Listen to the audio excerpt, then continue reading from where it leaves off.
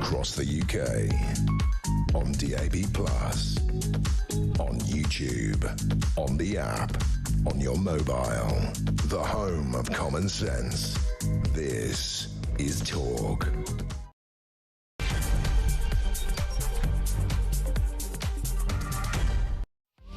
Well, a very good afternoon. It's Friday, it's the drive home, and if you're one of the car dwellers, I want your company for the next 3 hours here on Talk Drive. Thank you so much for your company. There's so much to talk about, especially pride plummeting across Keir Starmer's divided kingdom, a poll revealing a frightening decline in public happiness. Many people saying they want our culture and our country back. Maybe you're one of them. Let me know your thoughts on all of that. 0344 499 1000. We'll talk as well about the World War II veteran shocking hosts on a programme this morning on ITV, declaring winning the war wasn't worth it, as he put it, because of the nation's sorry state. The BBC gender correspondent who allegedly tried to block coverage of trans criticism. There's so much in this report by Michael Prescott, the former Sunday Times journalist. Double standards, is Tim Davie being called upon by Boris Johnson to fess up to what has gone wrong with the BBC? More revelations today in all of that. Also, the Algerian sex offender mistakenly released from Wandsworth Prison has been arrested. They finally found him, as David Lammy,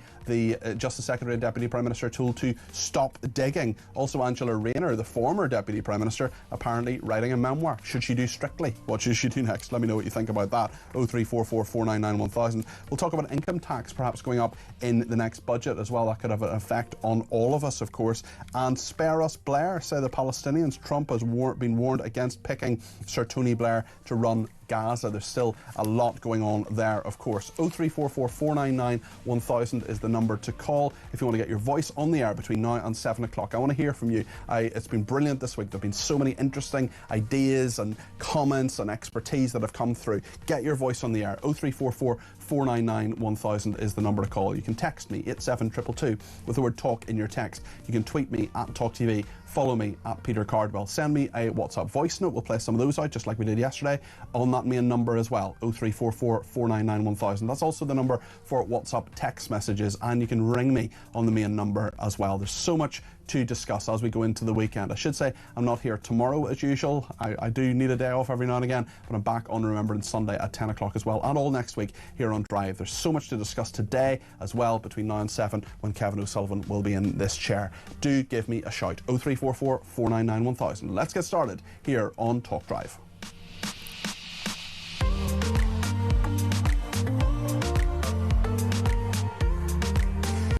Well, let's start with that shock poll. National pride has plummeted. Society is more divided than ever in Keir Starmer's Britain. This is findings that are going to send alarm bells ringing in Downing Street. 80% of people say they feel the nation is divided, up 5 percentage points from 2 years ago and 10 percentage points from 2020. About half the public say Britain's culture is changing too fast. This is a portrait of an increasingly divided, polarised, downbeat society.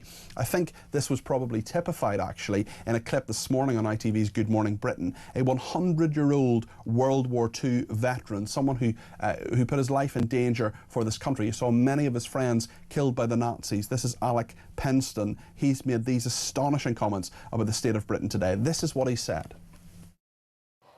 My message is, I can see in my mind's eye there was rows and rows of white stones of all the hundreds of my friends and everybody else that gave their lives for what?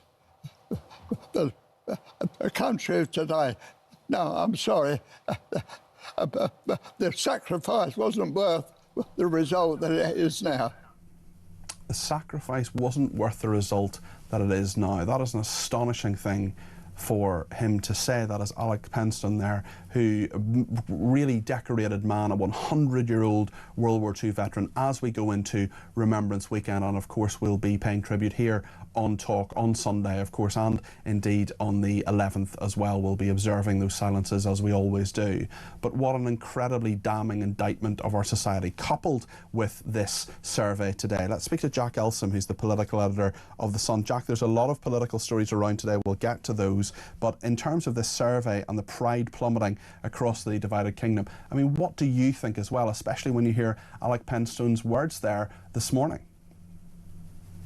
Yeah, good afternoon, Peter. Hi, I Jack. think that it reinforces what a lot of people probably have already been feeling, that genuine sense of helplessness, which seems to manifest in much of society at the moment. And I think that the most damaging thing is the candle seems to be burning at both ends. You have older generations who say that the pace of change has been far too fast and no one has been consulted on it, especially when it comes to mass migration. But you also have a younger generation who are feeling at the same time like they're totally losing control. They are unable to get their own home. They are struggling to keep up with wages. The cost of living is spiraling. And so for a Prime Minister, Keir Starmer, who is meant to be Prime Minister for the whole nation, he's really got his work cut out here. And it's going to be even harder because the strategy which he seems to have decided on to fight reform is a really sort of a bear fight where he's trying to unite the left in British politics and pit the right as the enemy. We heard him at his conference a few weeks ago come out and say that some of Reform's policies were racist. And it's language like that which exacerbates the sort of the tearing of the social fabric in this country. We often see, big protests in London now. They seem to be becoming more commonplace.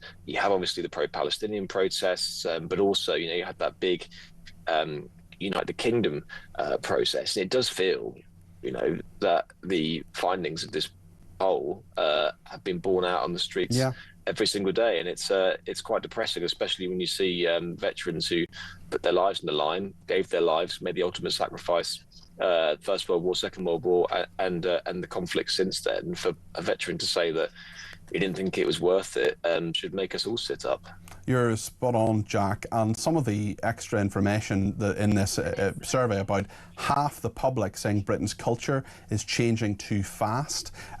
Nearly half, 48%, saying they'd like the country the way it used to be. And many things in regard to trans rights, for example, many people saying they've gone too far. The number of people saying they've gone too far more than doubled since 2020, from 17% to 39%. There's a real worry about the change and the direction the country is going, and especially, I suppose, as well, if you look at those horrible pictures last night in Birmingham as well, where there were a number of arrests, where there's clearly unrest, where there are clearly people who don't like the government and indeed don't like a whole group of people, Jews in our society as well. There are many people who say things are changing too quickly, that the government and perhaps society doesn't quite have a grip on how this country is changing. For political leaders, how do they get that back, Jack? Is it possible? I mean, it's so difficult, something like that. Oh, I think Jack has frozen there. We'll see if we can get him back, but lots of people getting in touch here, including Jane, who says the veteran who spoke this morning should shame the whole of Westminster. Penny in Essex says, hi Peter, what I feel about Reeves, Starmer and Lammy is unprintable. They and past governments are ruining this once great country at a fast rate. We were once a country where 95% of people were proud to say, I'm proud to be British. Not anymore. We are finished, says Penny. Jack's back with us. Jack, sorry you were cut off there. Let us know. Sorry, Peter. No problem at all. Tell us what you're about to say there. No, I was just saying, I think that it's very hard to put it back in the bottle, but I think it's very important now and incumbent on leaders just to really get back the trust of the public when it comes to things that they vote for and demand, delivering that when you have your hands on the levers of power. And it really started with a lot of mass migration under Tony Blair, opened up borders to a lot of countries, especially in Eastern Europe. People then voted for David Cameron and the Tories to get migration down to the tens of thousands. They then voted for Brexit because largely due to immigration then skyrocketed. Keir Starmer came in with a mantra of getting migration down again, and finally, I just think that you need to have now is politicians really delivering for what people ask for. As a country, we are pretty tough on things like crime. What we're seeing is more criminals being let out onto our streets. And even though I know that there's been debate about various crime surveys and whether crime is getting worse or better, it does seem that people feel that crime is much closer to them because they see things like phone snatching and people bumping tube barriers. And, you know, one of the things that we have at The Sun is I get emails every single day, tons of emails every single day from readers. And the main thing all comes down to fairness, and people feel that society is totally unfair, and it extends way beyond stuff like migration, which is obviously a big issue at the moment, but it's things like, you know, someone pays their tube fare and they see some oik bumping the tube barriers, or you know, they see graffiti and on the tube, or, you know, or litter, or they hear people, you know, playing out their phones, you know, out loud on public transport. And it may seem like small trivial things, but I think it all feeds into the idea that there are some people who are law-abiding contributors, paying their way, have a responsibility to their fellow citizens. But there are, unfortunately, lots of us now who seem to be just losing that sense of like national collectiveness and cohesiveness, and, you know, respect for your fellow countrymen, and are happy to sort of just take everyone else for a ride. And I think you're absolutely right, feeling, Jack. which is pervasive. You're absolutely right, Jack. And there's a question I often ask on my programs, which is, what is the reward for doing the right thing? What is the reward for getting up in the morning, going to work, paying your taxes, maybe doing some volunteering in your community or at a scout club, or, you know, picking up some litter, or just volunteering at a church or whatever? What is the reward for that? And the problem is that there's so many people who are paying, you know, the highest amount of tax since, as a proportion of what the country makes, since the Second World War. And we're being told by Rachel Reeves, and she has apparently told the Office of Budgetary Responsibility, that may well go up again, certainly in terms of income tax. So there are so many people who contribute absolutely nothing. And I'm not just talking about illegal migrants, I'm talking about other people who are swinging the lead on welfare. And I make clear, again, I have absolutely no problem with people who are genuinely disabled getting benefits. That is not something that I think our taxes should absolutely go to that. But there's so many people who are striving and just about keeping their head above water, who are just getting no breaks from the government. They're getting a little thing here, maybe a little bit off, you know, maybe you know, a bit off beer, as you can have a pint at the end of the week with your mates. There's just none of that. There's nothing that makes life even slightly easier. It's just all doom and gloom, isn't it? Yeah, and you totally hit the nail on the head. And when Rachel Reeves on Tuesday gave that pretty bizarre speech in which she essentially rolled the pitch for income tax hikes to break the manifesto, one of the phrases she kept using is that how, quote, everyone's going to have to do their bit. Now, many people out there will feel that they're already doing their bit, and they're already contributing. And actually, there's a large proportion of society who are not. And potentially, rather than going after workers in the form of income tax hikes, actually, you know, you should be targeting, you know, massive amounts of waste which we have in this country, you know, getting people who can work back to work, really clamping down on the asylum hotel bill. You know, people that are not contributing to the country. That's where you need to make savings, not by fleecing hard workers for even more of their money than they are already paying.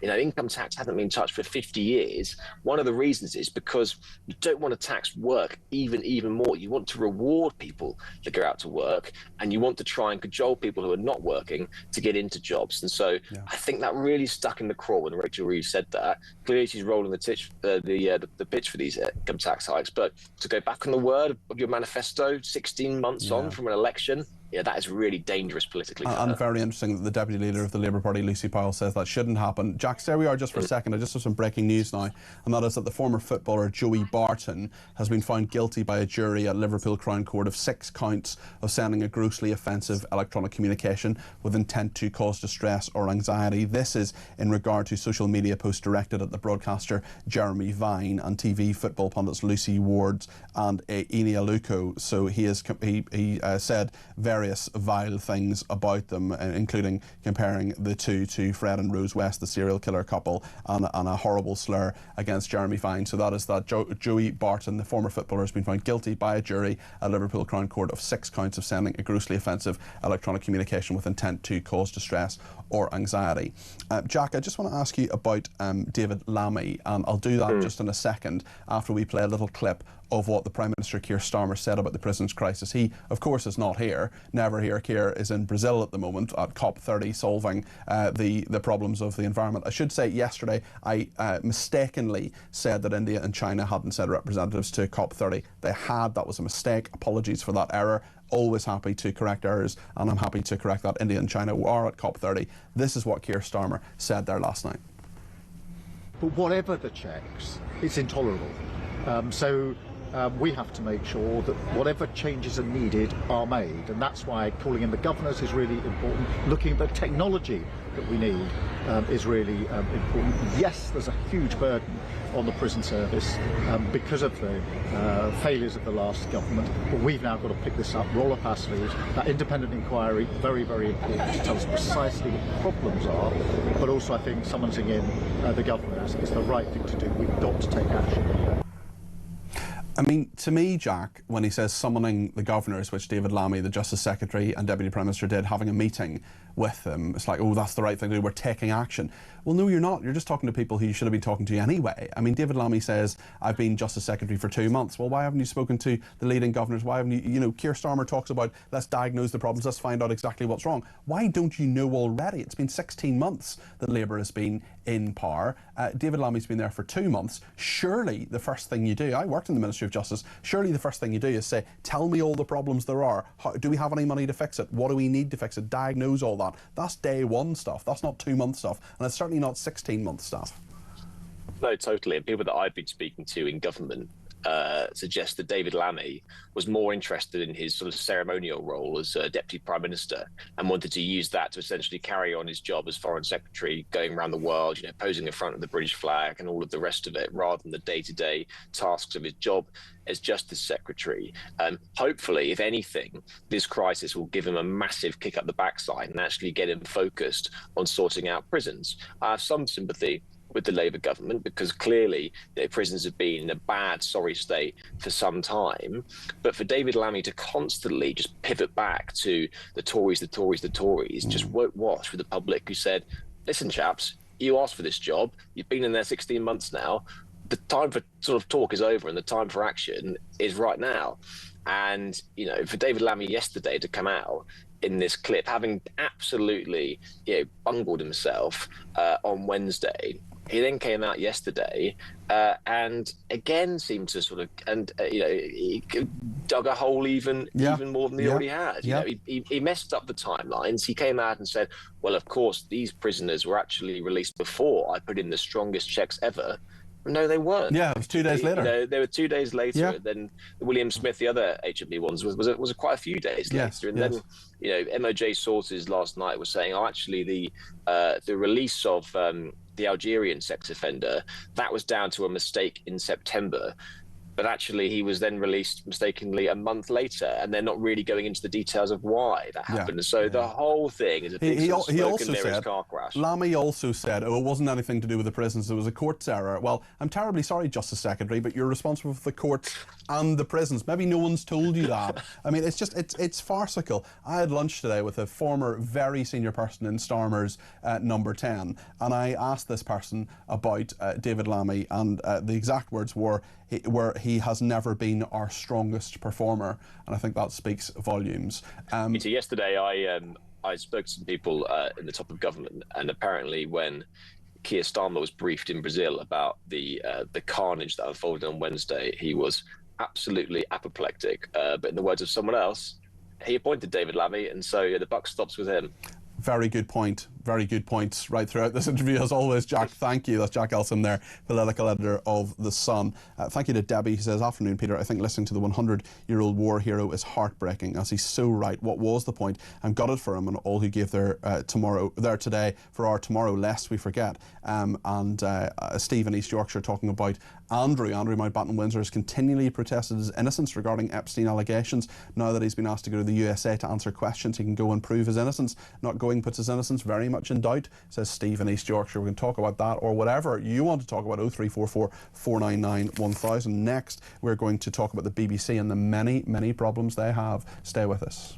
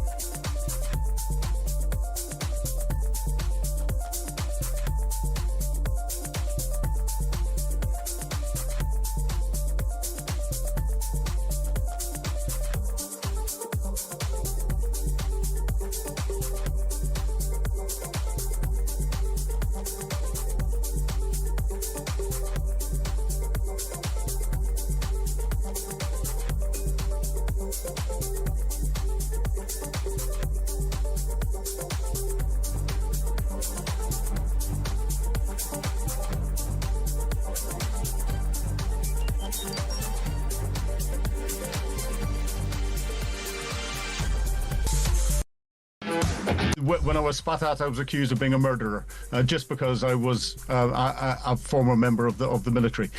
This is something that your society has to recognise, that the rot is there. And I agree with you. I have the majority of people will turn around and thank me for my service, but there is a small minority that are not properly called out, that are the ones that are eating away like a cancer that there is. And if you don't deal with that cancer quickly at its earliest stages, then it has got the potential to kill the whole body.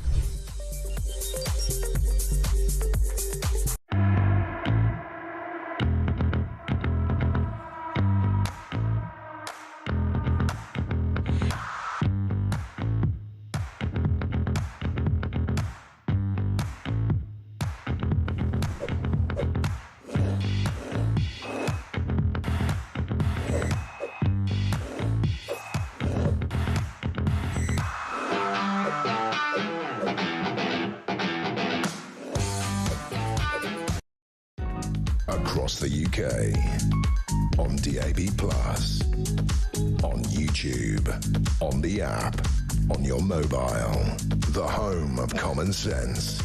This is Talk.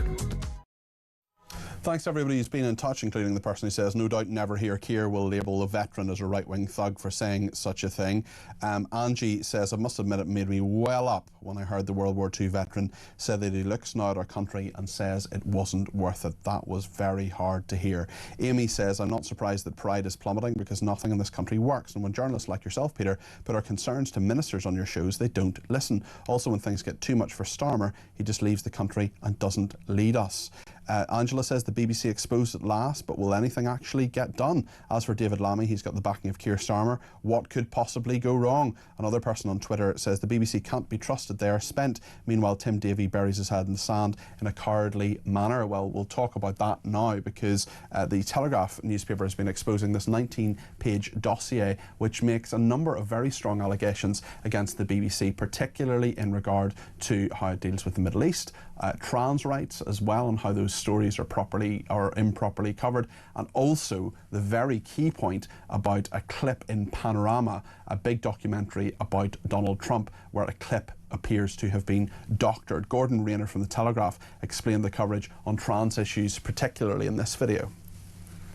This internal BBC memo accuses the broadcaster of censoring its stories about the trans debate. In it, one of the BBC's own independent advisors repeatedly warns that the broadcaster is exhibiting serious and systemic problems. But in the case of the trans issue, it's not just how the content is reported or edited or framed. Instead, it's what audiences don't see that reveals the one-sided nature of their coverage. Now, this dossier describes in damning terms allegations that the BBC's specialist LGBTQ desk had been, quote, captured by a small group of people promoting the Stonewall view of the debate and keeping other perspectives off air. And there are further revelations in the Telegraph today. We also remind ourselves of yet another scandal in the BBC this week, or at least a controversy, in regard to the moment that got the BBC News presenter Martine Croxall in trouble with the broadcaster when she made a factual change to what was on the auto cue in front of her. London School of Hygiene and Tropical Medicine has released research which says that nearly 600 heat-related deaths are expected in the UK. Malcolm Mystery, who was involved in the research, says that the aged, pregnant people, women, and those with pre-existing health conditions need to take precautions. Apparently she had a gesture there. She was rolling her eyes. She was barely rolling her eyes, actually. I'll tell you what a proper eye roll is. That she was told this had a controversial opinion on trans issues. Well, Akhil Ahmed is former head of religion and ethics at the BBC. Akhil, great to talk to you again. Is the BBC in crisis with this dossier? I don't think, well, where do you start? I mean, is it in crisis? I mean, there seems to be a crisis every week. And I think that's, whether it's of their own making or whether it's basically mischief making, there's definitely a crisis of some form or other. No, right now, I think what this dossier, which is about a year old, I think, isn't it? With this dossier, I think what we're talking about here is somebody who has an opinion, which whether or not whether you agree with it or don't agree with it, is still an opinion, and some of the things that are being said do have to be investigated. But it's not an opinion to point out that that video of Donald Trump was edited. No, it's an opinion. It's an opinion because obviously it's not. It's edited, not doctored. I mean, we use the word. I mean, everything is edited. I mean, the question you have to ask on that one is, I just want to get one thing straight out the box. I think that's a mistake, right? Personally, on a personal level, I think that one's a mistake. You edit everything. The fact of the matter is, you make a decision as to whether or not you feel it's actually still reflective of the overall key message. Yeah, and we've both done that. We've both made. I don't think that that's why it's a problem. But to say that it's they're the only ones doing it, Peter, I think is incorrect because we all edit everything. Yes, you're right, Akil, in that we edit things. You've much more program making experience than I have, but I've made documentaries, I've made films, I've produced the top story in Newsnight, things like that in my career previously, and I wouldn't dream of doing that. It wouldn't enter my head to change the meaning of something. And usually you would put. Sometimes you see things edited. We do it on this channel as well. You have a white flash in the middle of it or something like that to make it clear. One bit is part of the earlier bit, then the later part, but you don't change the meaning per se. I mean, it doesn't matter if 99% of the rest of the panorama is entirely fair, accurate, impartial, and all the rest of it. That in itself, from a flagship program on the eve of an election, I mean, that is pretty damning. No, I agree with you. I mean, to be honest with you, I mean, it's Donald Trump. It's somebody who's going to be somebody who could have been at that time, just before the election, the president of the United States. It's Donald Trump. I mean, unless you have a huge gotcha, as it were, you do have to think long and hard about what the implications. But that should be the case for everybody. I wonder, there are probably less straightforward, but nonetheless equally important things in regard to trans issues as well. There's the Martine Croxall decision, which has come this week. We talked about that a second ago, but also in terms of the fact that we have other aspects of this. Boris Johnson saying that Tim Davie needs to explain or resign. Maybe you give me your thoughts on that as well. And the fact that there are allegations that one of the LGBT unit reporters was saying that one particular charity or organisation shouldn't have been reported upon because they'd been seen as transphobic previously. I do wonder about the impartiality of the BBC in that regard, and in regard to the Middle East as well. Many opinions there as well. This is Megha Mohan, who had the specialist role who has had the specialist role since 2018, emailing a co-worker raising concerns about their plans to film a debate by the group Women's Place UK. In the email, she said there's some concern from the LGBT plus about giving this group a platform. They're seen as a more extreme organisation that we would be legitimising. In another email, she said a couple of LGBT contacts have told me about Women's Place and called them transphobes in the past. I mean, surely the BBC's role is to show all of the debate around that rather than taking a position, especially on something as controversial as trans rights. Well, my opinion is yes. That's my own opinion, and I've written on this, and not about trans rights, but about something of a similar nature, about people who have an issue about immigration, migration, etc. I wrote about this 20 years I think, actually. So the fact is, I completely agree with what you're saying. You have to have true public service broadcasting. You have to hear from all sides, and they have to be given equal weighting on particular subjects. That said, I think that the BBC is no different to other broadcasters of a similar nature, public service broadcasters, ITV, Channel 4, wherever it may be. They just have more output, and so therefore there's more opportunity for it to go wrong. But it is our thing. I saw the Martin. When you see that clip, if you know Martine, I don't know her that well, but I've met her a couple of times, and I know exactly who she is.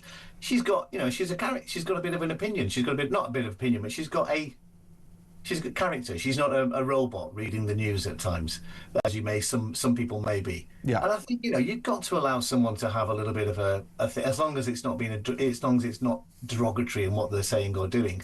But the thing is, I think it's absolutely a nightmare to police all of this, which is why you have to go back to that thing about not having necessarily too much of an opinion on everything. Yeah. Because the reality is, on all sides, on all these subjects, everybody thinks that everybody is getting a better crack of the whip than they are, and that's always the case. And we're in a situation now, Akil, where the BBC on the same day, there's this contradiction. So on the front page of the Daily Mail today, we're in this position where it's being accused of not properly covering trans rights, not properly covering the Middle East, doctoring, well, let's not say the word doctoring, let's say splicing these clips together of editing these clips together in a way that's inappropriate in regard to Donald Trump. At the same time, 20 complaints are made. Okay, that's fine. I'm sure those complaints were made, many of them in good faith, but it's not as if it's hundreds or thousands of complaints. And on the same day this comes out about Martin Croxall, we also have the fact that there are many times the BBC has been contacted and they've given a statement saying we take all feedback seriously. I mean, feedback is someone emailing in. It's not someone like Michael Prescott, a senior person, a respected journalist for the Sunday Times, with evidence, putting it forward to very senior people, to the chief executive of BBC News, Deborah Turness, and also the chairman of the BBC, Samir Shah, and they appear anyway to have ignored it to the extent that this has been leaked. Michael Prescott does appear to have gone as far as he could go to raise these issues, and he doesn't. I mean, they may well be his opinion, as you said, Akhil. I think you're right, they are his opinion, but they're based on facts as well, and doesn't seem to have had a fair hearing. And that, to me, and I wonder what you think, actually speaks to a cultural issue there, where criticism can't be heard and acted upon. We keep hearing lessons will be learned. Well, are they? Well, I mean, I think, no, these are really good points, because the fact of the matter is I don't know exactly what happened in the meetings that they had, and whether or not it was dismissed or not. I can't really comment on that. What I can say is that they disagreed, right, with what he said. I mean, or maybe some of it or all of it, I don't know, but they did disagree.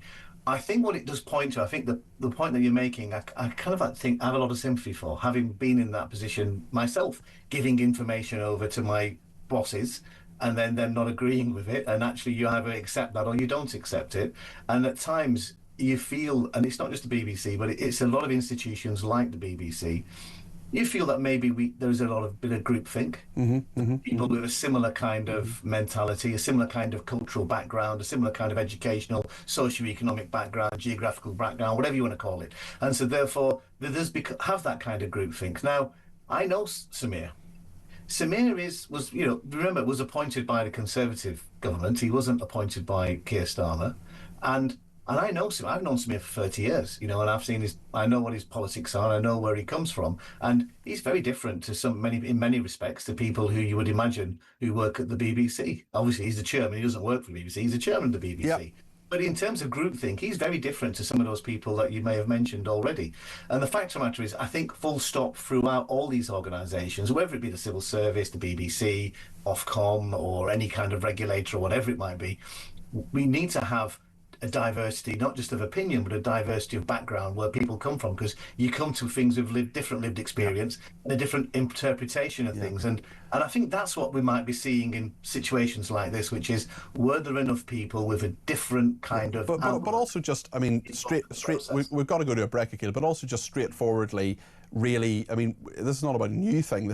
I was at the BBC 15 years ago, and there are people who would be ashamed to work on a programme like Panorama had this going forward. Akhil, great to talk to you. You've got to leave it there. Thank you very much. We don't always agree, but we've agreed a lot more today than we usually do. Akhil Ahmed there, who's the former head of religion and ethics at the BBC. Thank you to everybody who has been in touch. Just a quick one from Sharon, who says, how hurtful to see that clip of the veteran. Everyone should post that clip to Starmer's Twitter. He might realise then. Lots more opinions coming your way. Stay with us here on Talk.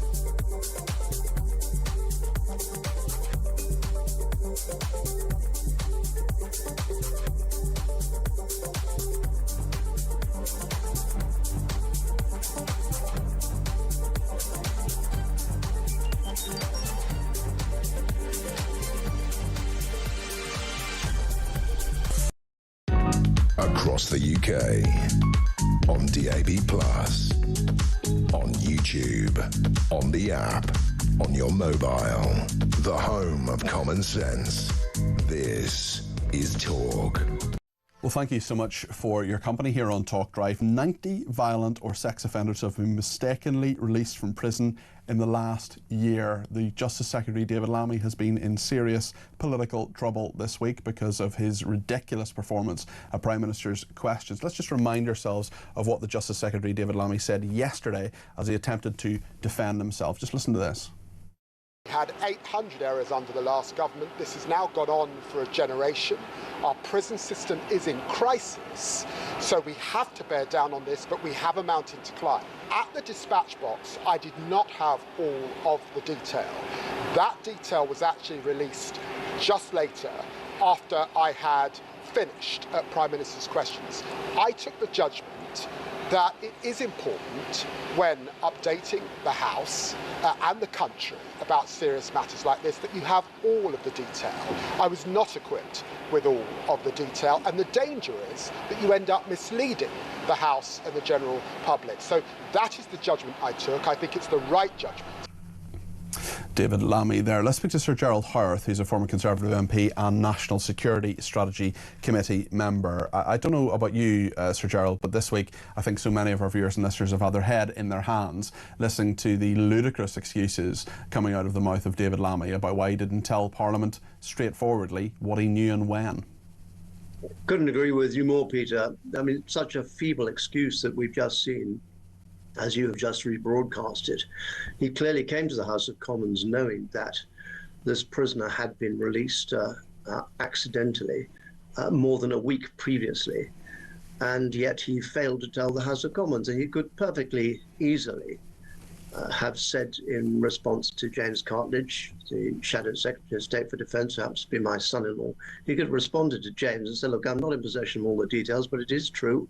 Unfortunately, there has been another accidental release, and my officials are working on it right as we speak. And indeed, there is, I gather, a Labour cabinet minister who thought that he was cowardly in not coming clean with the House of Commons, which is what you're supposed to do under the ministerial code. And he literally had a piece of paper beside him that was a statement. Then he tried to blame the Metropolitan Police that said, actually, there's no issue here. Precedent has shown previously that actually the Ministry of Justice putting this in the public domain is fine. There's no issue with that.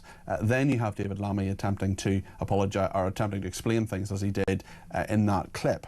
I just wonder from your perspective, and perhaps if you've had a discussion with James Cartledge, your son-in-law as well, what your reaction to that aspect of things is and what you think David Lammy should do now, because we have the Prime Minister in Brazil, not in this country, as he hasn't been on many occasions since the election, saying that yes, it's a disgrace, it's dreadful that these prisoners have been released. Now both of them are back in prison. But actually what happens now and the concrete steps that are taken forward in regard to this, what do you think should happen?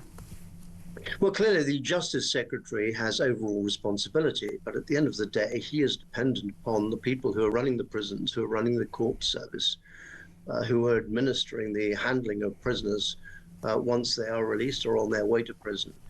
And you can't expect ministers to be responsible for the treatment of every single prisoner.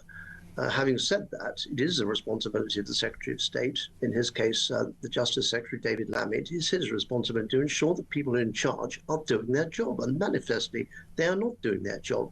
Because in the year up to March this year, 115 were, 262 people were mistakenly released from prison. That is an increase of 128% from the previous year, when 115 people were let out. And over the years from 2006, there have been an average of 60 a year. So what we're seeing is a massive increase, and it's no good blaming the previous government. He is in charge. They've been in charge since July of last year. They've got to take responsibility for it, and David Lammy has failed to do so. Sir Gerald, thank you. That's Sir Gerald Howarth there, former Conservative MP and National Security Strategy Committee member. Thanks for joining us on Talk. Thanks to Colin in Doncaster, who says, I think Starmer should be in the country to govern, not swanning around the world trying to big himself up. June says, lovely to see the Prime Minister with the sun-blushed cheeks on his holidays in Brazil while the country is going down the toilet. Another person says, the time for action was the day after the general election last July. They have failed scandal after scandal, just rotten, the lot of them.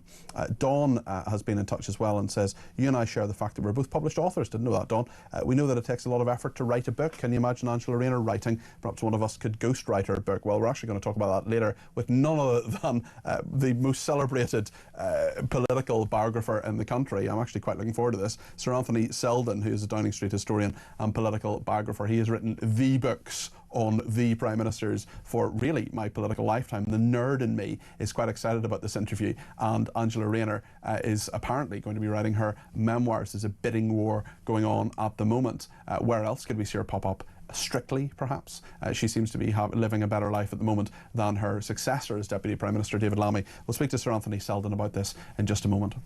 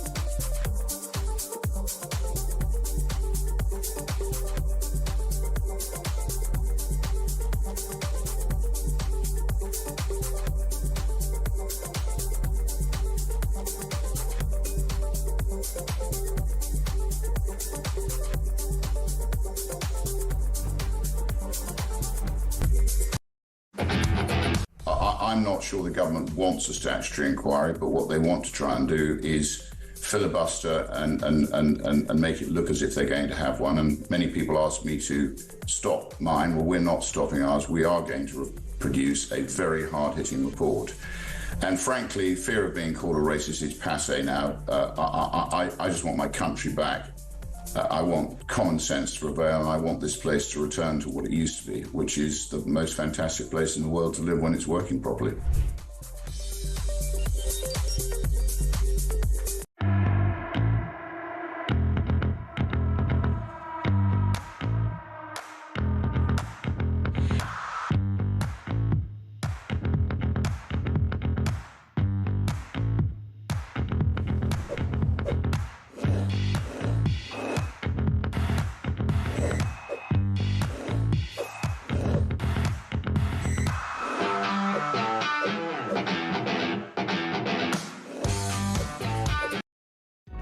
Across the UK, on DAB+, on YouTube, on the app, on your mobile, the home of common sense. This is talk. Thank you to Philip on Twitter. He says, what's the difference between edited and doctored? Well, I suppose editing something is a legitimate thing to do. We can't show you every single thing that every politician says all the time because you'd be really bored, but we can show you bits of it. So I suppose that's editing. Doctored, to me, says something that's been edited in such a way to change the meaning, Philip, I suppose. Angela also says, you're guessing the BBC expose on bias is just opinions and editing. Editing the truth is disgraceful in the case of Trump. He doesn't seem to be outraged at all. No wonder this country is in a mess with people like Akil. Well, I actually think Akil was okay on it. Obviously, I've got a stronger opinion, but nonetheless, that is sometimes the case. One thing we all have opinions on, of course, is Angela Rayner and the fact that she, like many, is now writing her biography, the greatest living biographer of politicians in our country today. It's Sir Anthony Selden, who I'm delighted is with me now, the Downing Street historian and political biographer. Sir Anthony, Angela Rayner in talks to write her biography. I often find that your books, many of which I've read, are just so much better than the politicians writing themselves, because by their very nature they are self-serving, whereas you and people like you can put a critical eye on these things. How much truth do you think we're going to get from Angela Rayner? Well, I think that's the question, isn't it? That why do politicians write their memoirs? The two big reasons are to get their side of the story across. So objective truth and saying, look, I screwed this up and got that wrong, that's not really at the front of their minds. And secondly, they're writing for money, and nothing intrinsically wrong with that at all. But, you know, it's different if you're then a historian, because you, I mean, money's nice, not that we make very much. Certainly not with my two books, I can tell you. Well, you don't. I mean, you really don't. I mean, the publishing industry has really gone down in the last 10 years in terms of money being made from it. But you know, they can be good. Look, and I'm sure you've read some good ones, but the ones that are best are the ones that are honest and say, you know, I got this wrong, got that wrong, this was okay, and tell us things that we didn't know. The very worst are the ones where you just feel it's you know, not surely you can't be saying that. And they get these huge advances, or used to, and then they often disappoint. And hardly anybody adds to their reputation by their memoirs. It is sometimes hilarious. I mean, Tony Blair, for example, said his biggest mistake was bringing in freedom of information. I mean, there are many mistakes that Tony Blair could have chosen. I'm not sure bringing in freedom of information legislation was one of them. I mean, the two most honest biographies written by the politicians or people in politics that I can think of are Norman Lamont, actually, in office. His book was really, really good and quite honest, I thought. And also Damien McBride, the very controversial former special advisor, who's actually now a special advisor again. From Angela Rayner's perspective, will she use it to settle scores, do you think? Will she use it to put her version of truth out there? And especially given the criticism that has been put to her, she has been a very defiant person. You can come out fighting in a political biography, can't you? Well, you can do, and of course they'll be dreading it inside Downing Street. I mean, imagine the shock, as if they haven't had enough bad news inside Downing Street, and now the news that Angela Rayner is writing the memoirs, and she knows where the bodies are buried. And will she be saying that? So there'll be a lot of fear. What's interesting about Angela Rayner, I mean, you can see her on the pictures there. I mean, she's not, you know, she's got many years of active life ahead of her. The examples you gave were, you know, Norman Lamont, a Tory politician, Chancellor of the Exchequer, sacked by John Major. You know, his past, you know, his career was behind him, and that's more common. So this is a really, this is interesting in so many ways. One is Angela Rayner is still quite young, and secondly, why is she doing it? And does that in itself, Sir Anthony, actually put out change the nature of it? I mean, Wes Streeting, for example, wrote his autobiography relatively recently, published around the time he became a cabinet minister. He clearly has great ambition. You would write it in a slightly different way, because Angela Rayner may come back. She may want to be a cabinet minister again. She may want to be leader of the Labour Party and Prime Minister again. Also, one thing that I certainly found when I left politics, I was in it for 3.5 years, is that with every day that passes, you become less and less relevant to the current political sort of firmament. So she's sort of got to do this quickly, doesn't she, and get it out when it's most marketable. Yes, she absolutely does. And, you know, she'll be being pushed by her publishers. Spill the beans, Angela. They'll be saying to her, they'll be wanting her to absolutely tell all the secrets of what happened with meetings with Keir Starmer and what happened with those big disagreement that led to her resignation, what was happening in cabinet, what was happening over all the battles that they have had. And she'll be thinking, in her mind will be this: am I writing a book in which I'm going to just settle the scores and tell my story, which will earn her more money and get her more headlines, but will damage her political career? Or will she be thinking, Keir Starmer won't be around forever.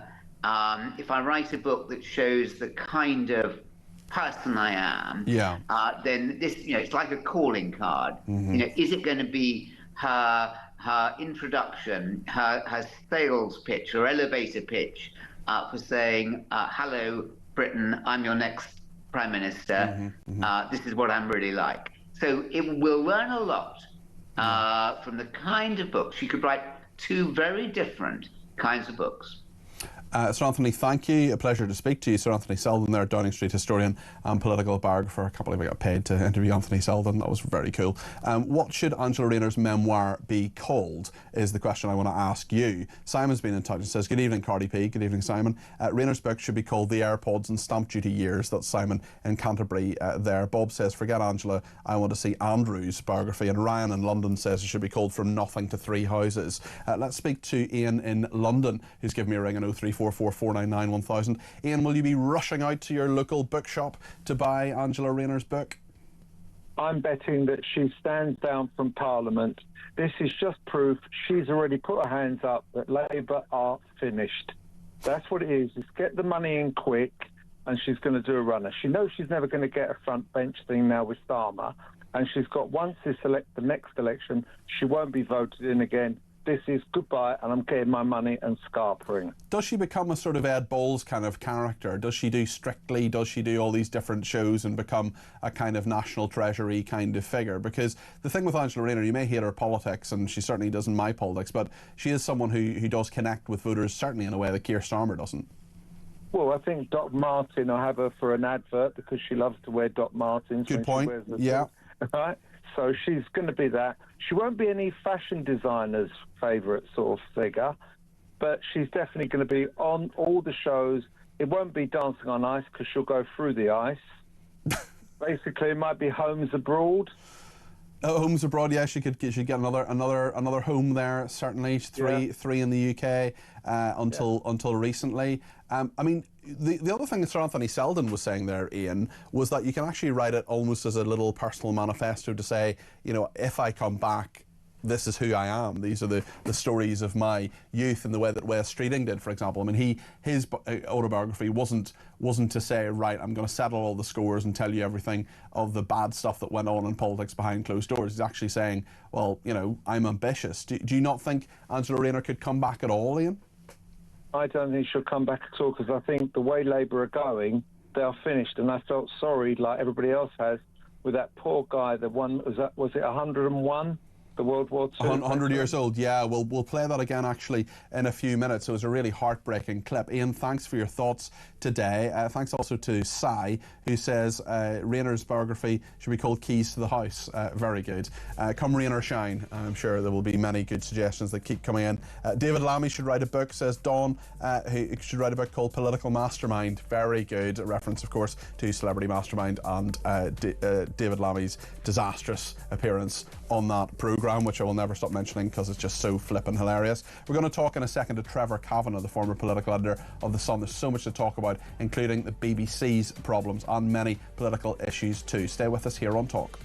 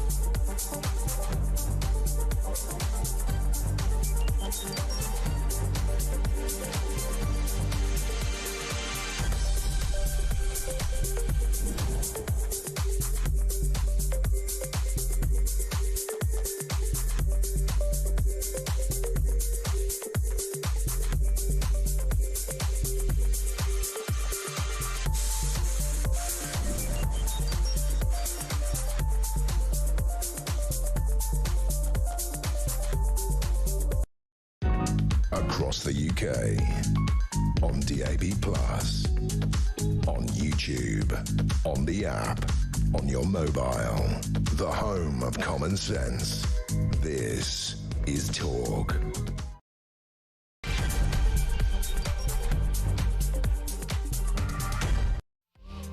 This is Talk Drive. It's just gone 5 o'clock. Thank you so much for your company this Friday evening. The BBC is in crisis. We're going to talk to Trevor Kavanagh, the former political editor of The Sun, about that. Michael Prescott, who is a former Sunday Times journalist, has done a damning dossier on so many different areas of the BBC. The trans debate, the Middle East debate, doctored clips in regard to Donald Trump. There's so much to get into here. We'll also talk about pride plummeting across Starmer's divided kingdom. There's a very worrying set of statistics out about that. And a 100-year-old World War II veteran. We're going into Remembrance Day weekend, of course. We're bringing you full coverage of that here on Talk. A 100-year-old World War II veteran who says that the sacrifice in the Second World War wasn't worth it because of the nation's sorry state. We've already had people in contact this evening saying that that made them cry because it's so tragic that this nation has got to the stage that it is now. We'll talk about that. We'll talk about net zero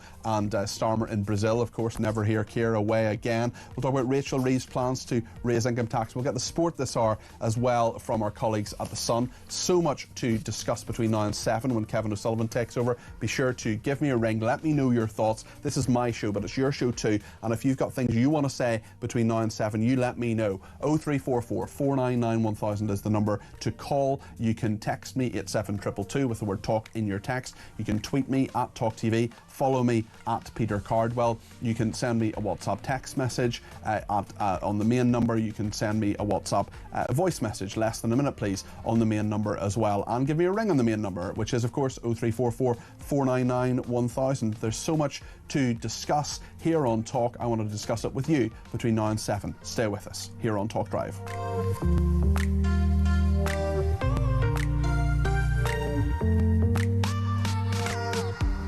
Well, thank you so much for your company. And just a reminder, I'm not here tomorrow. I'm usually here between 10 and 1 on a Saturday. It's been 22 days in a row that I've been on air, so I'm taking a day off tomorrow, but I'll be back on Sunday. And it is, of course, Remembrance Sunday, a very, very important show. And between 10 and 1, I'll be talking to a variety of political guests, as I always do on a Sunday. And we will, of course, be marking the 2-minute silence and bring coverage from the Cenotaph on Remembrance Sunday. And that's something, actually, that we're going to talk about in a second. But before then, I just want to speak to Trevor Kavanagh, who's the former political editor of The Sun, who is with us now.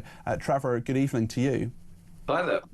There are so many things I want to talk to you about, mainly this report by the former Sunday Times journalist Michael Prescott, the dossier, that there are so many damning indictments in regard to the fact that footage and a clip of Donald Trump has been edited to change its meaning. In fact, there are so many different aspects to this. The BBC gender correspondent tried to block coverage of trans criticism, and of course the BBC accused of shocking double standards after rebuking a newsreader who corrected pregnant people to women. Let's just see this clip of Martine Croxall, the BBC newsreader. London School of Hygiene and Tropical Medicine has released research which says that nearly 600 heat-related deaths are expected in the UK. Malcolm Mystery, who was involved in the research, says that the aged, pregnant people, women, and those with pre-existing health conditions need to take precautions. That was Martine Croxall there, the BBC newsreader. When you see this report, when it's combined with all this criticism, this rebuking of Martine Croxall, when you see what Michael Prescott, the Sunday Times journalist, has written here, he tried to tell the CEO of BBC News, Deborah Turness, she apparently ignored him. Samir Shah, the chairman of the BBC. What is your verdict, Trevor? Well, this is totally damning. I mean, it is impossible to exaggerate the bombshell nature of this. It's bigger than Jimmy Savile in its own way. It's bigger than Hugh Edwards. It's bigger than the MP's expenses. This is something which strikes at the very heart of our democracy. It's not just the BBC delivering blatant bias. It is the fact that it is the state-funded broadcaster. It is the supposed trustworthy origin of all our news bulletins, and it is funded by the licence fee payer to the tune of £4 billion a year. And yet what we're seeing is the systematic fiddling of the actual facts of key stories, not just the panorama fiddling of the context of Donald Trump, who after all is the President of the United States, our greatest ally, and making him look as if he was exhorting violent protest when in fact he was saying exactly the opposite. I mean, Donald Trump can look after himself, but the people who watch the BBC and listen to the news bulletins have been told they can trust BBC News and BBC Verify, and yet they have been totally misled. And what did they have done, particularly on the issue, I think, at least, of Gaza, is to fuel the protests which are dividing this country every Saturday and indeed every day of the week between pro-Palestinian supporters and those who think that Israel might have a case. Well, we saw it last night in Birmingham, Trevor. That division continues. There's statistical evidence to back it up as well. And you believe that the BBC's coverage is actually fueling that to some degree? Certainly we've seen so many criticisms of BBC Arabic as well, people who have been openly supporting Hamas, who are then employed as journalists and pundits.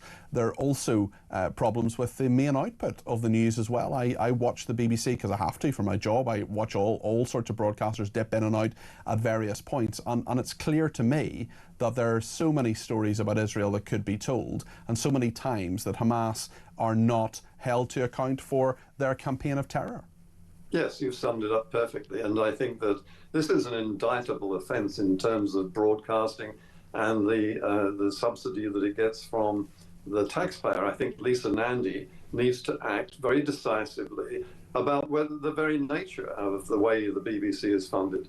And I think, frankly, that licence fee payers would be very entitled en masse to cease paying their £180 a year for being misled by this organisation.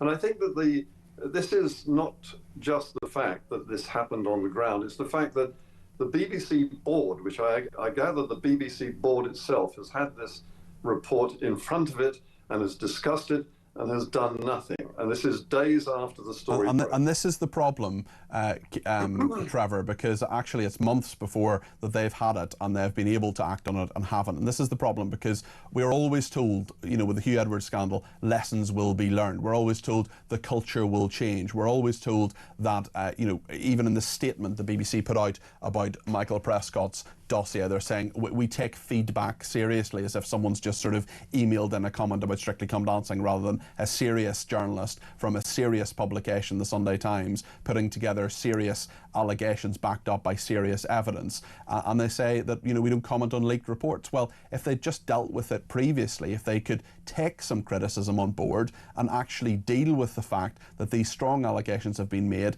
to me, the Trump thing in particular is absolutely open and shut.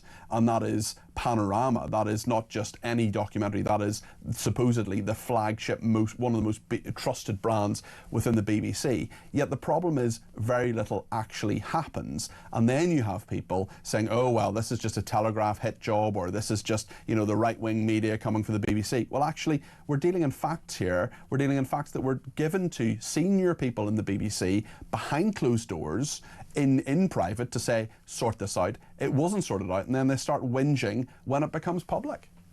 Exactly, and these aren't just the only examples of cherry picking. This is not cherry picking, this is widespread distortion of the truth by the BBC, which is a trusted conveyor of the news. And what do you think maybe in these circumstances should we make of its coverage, for instance, of Brexit? How do you think we're going to see the rising trend in Nigel Farage and reform as we approach the next general election? If this is allowed to continue without heads rolling at the very highest level in the news gathering area, then I think we are just simply succumbing and surrendering to being misled, led by the nose by left-wingers who run the BBC. Trevor, I want to expand this theme by talking about the state of the nation and how pessimistic people feel, certainly about the cultural change that there has been, and it all ties in to the BBC and beyond. I want to play another clip now. This is from ITV's morning programme, Good Morning Britain. This is a World War II veteran declaring that winning the war wasn't worth it because of the nation's sorry state. This is a really shocking clip. Let's play this. This was on ITV's Good Morning Britain this morning. My message is, I can see in my mind's eye there was rows and rows of white stones of all the hundreds of my friends and everybody else that gave their lives for what? The country of today. No, I'm sorry. The sacrifice wasn't worth the result that it is now. That is just an absolutely very sad and shocking comment there from Alec Penston there, who sacrificed so much of his youth and sacrificed years fighting for this country, as and many of his friends made the ultimate sacrifice. We're coming into Remembrance Weekend, and yet we see so many, a couple of studies actually, but one in particular about national pride plummeting. 8 in 10 people say they feel the nation is divided. Half of the public saying Britain's culture changing too fast. It all points to an increasingly divided, polarised, downbeat society. There are 48% of people who say they'd like the country the way it used to be. Many, double the number of people of 5 years ago saying trans rights have gone too far. Trevor, what do you make of what we heard there and of the statistical evidence from this survey? Well, Alex, was it Alex Penscombe? Alec, yeah. Alec Penscombe's remarks are truly shocking and yet not at all surprising. I think that he speaks for a whole generation, and indeed for my generation and younger, who are wondering what the hell is going on in this country, what's happening to it, and why is it being allowed to happen? Why are hundreds of people from alien cultures being allowed to still cross the channel and come and settle here?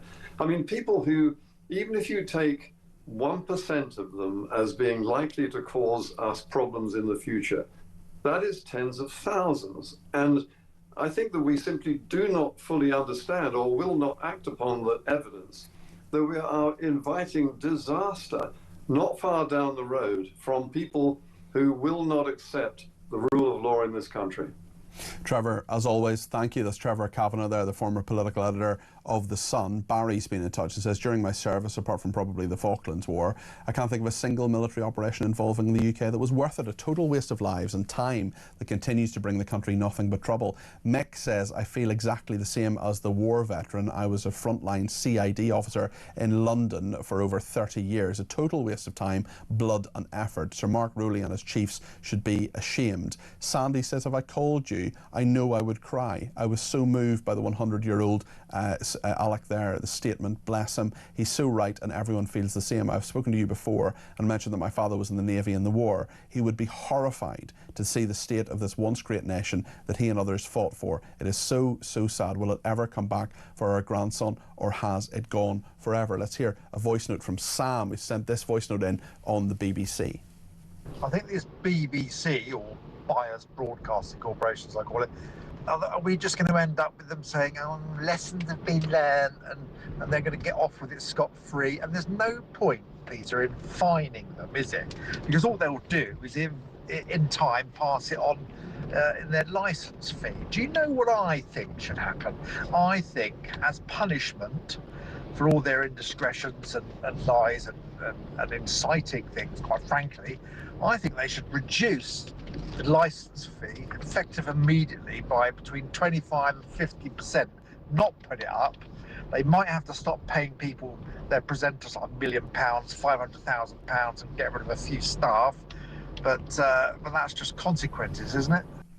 Sam, thank you for that. I think a lot of people will agree with a lot of what you say. Let's speak to Roy in Hampshire. He's given me a ring, 0344 499 1000. Roy, you're very welcome to the programme. What would you like to say? Well, it's just about what the old soldiers said. A lot of my relatives, they fought in the last war, and they feel exactly the same, fella. You know, our old country's going to the dogs. There's no patriotism anymore. Yeah, it's very sad what he said, and he talked about how, he talked very movingly there about the people who had lost their lives, the people he'd said he was lucky to get through it, and of course so many were not lucky. As we go into Remembrance Weekend, Roy, it's a very sad note, isn't it? And I just wonder what you think about whether there's anything that can actually be done about it to get our country back. Well, I don't know, mate. As I say, I have 3 uncles. One, Uncle Jack, he was at Alamein. He was at Sicily, and he was one of the first troops ashore D-Day morning. Uncle Doug, he was out in Burma fighting the Japanese. And my Uncle Derek, he was on the aircraft carriers. And while they're fighting the war, their poor old mum, my gran, a doodle bug fell on her house. And they thought nobody got out. This was at 3 o'clock, and at 7:30 she crawled out of there on her hands and knees. We all went through the war. But I think what's happening, mate, if you get a bottle of orange juice and you keep adding water to it, what do you end up with? Yeah, it's diluted. Yeah. We're being diluted in this country, mate. Roy, thanks for your thoughts there. I appreciate that. We will, of course, be commemorating on Remembrance Sunday. I'm on between 10 and 1 on Sunday. I'm not on tomorrow. I'm taking a day off tomorrow. But Alex Phillips will be here between 10 and 1. But on Sunday, between 10 and 1, we'll be reflecting on the huge sacrifice, of course, and so many veterans who are still with us who need support, and just saluting and remembering the incredible sacrifice they have made, the service to this country that so many people have made. I know there are loads of veterans, there are loads of military families, there are people who served in all sorts of uniforms, military and otherwise, that watch and listen to my programmes, and we will be paying tribute to you, as I hope we do on more than just Remembrance Sunday. But I will be here at 11 o'clock on Sunday, and of course we will be going down to the cenotaph with our coverage and marking all of that. Ian in Essex says, the veteran is so right. My mum died aged 103 3 years ago. She used to say all the time after listening to the news, our boys and girls gave their lives for this country to give freedom. Now look at it. She also said that Blair and Prescott said open the borders and let them in, and we will never be out. My dad was also a para and a prisoner of war. I'm glad they can't see the state of the country. Hi Peter, a brave man when young and still a brave man today, saying what many in hushed conversations say. So many of our politicians should be so ashamed of the mess they have created. That's Steve and Alec Penston, who was in that clip there on Good Morning Britain. And one more on the BBC before the break. Michael in Kent says, I cancelled my licence fee earlier in the year in protest of the absolute rubbish that was being turned out. The last straw was coming across BBC Pidgin news service written in Pidgin English. I kid you not. That is a thing. What the heck has that got to do with their remit? The mind boggles. Thanks, Michael in Kent. Well, thank you, Michael. We're going to talk in a second about Labour saying they're all in on net zero, despite admitting that the climate consensus is gone. We know, of course, never hear Keir, never hear. He's in Brazil talking about the climate, almost as if there are other things that he could perhaps be in this country dealing with at the time. Stay with us here on Talk.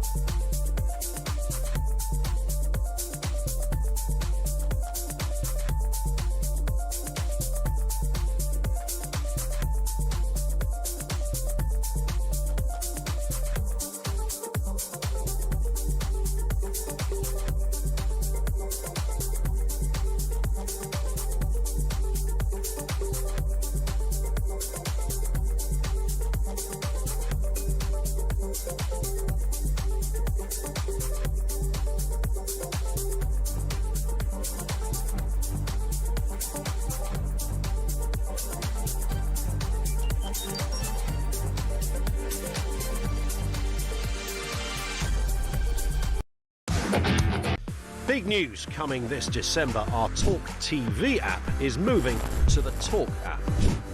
You can watch, catch up and listen to all your favourite shows and podcasts anytime, anywhere, all on the Talk app.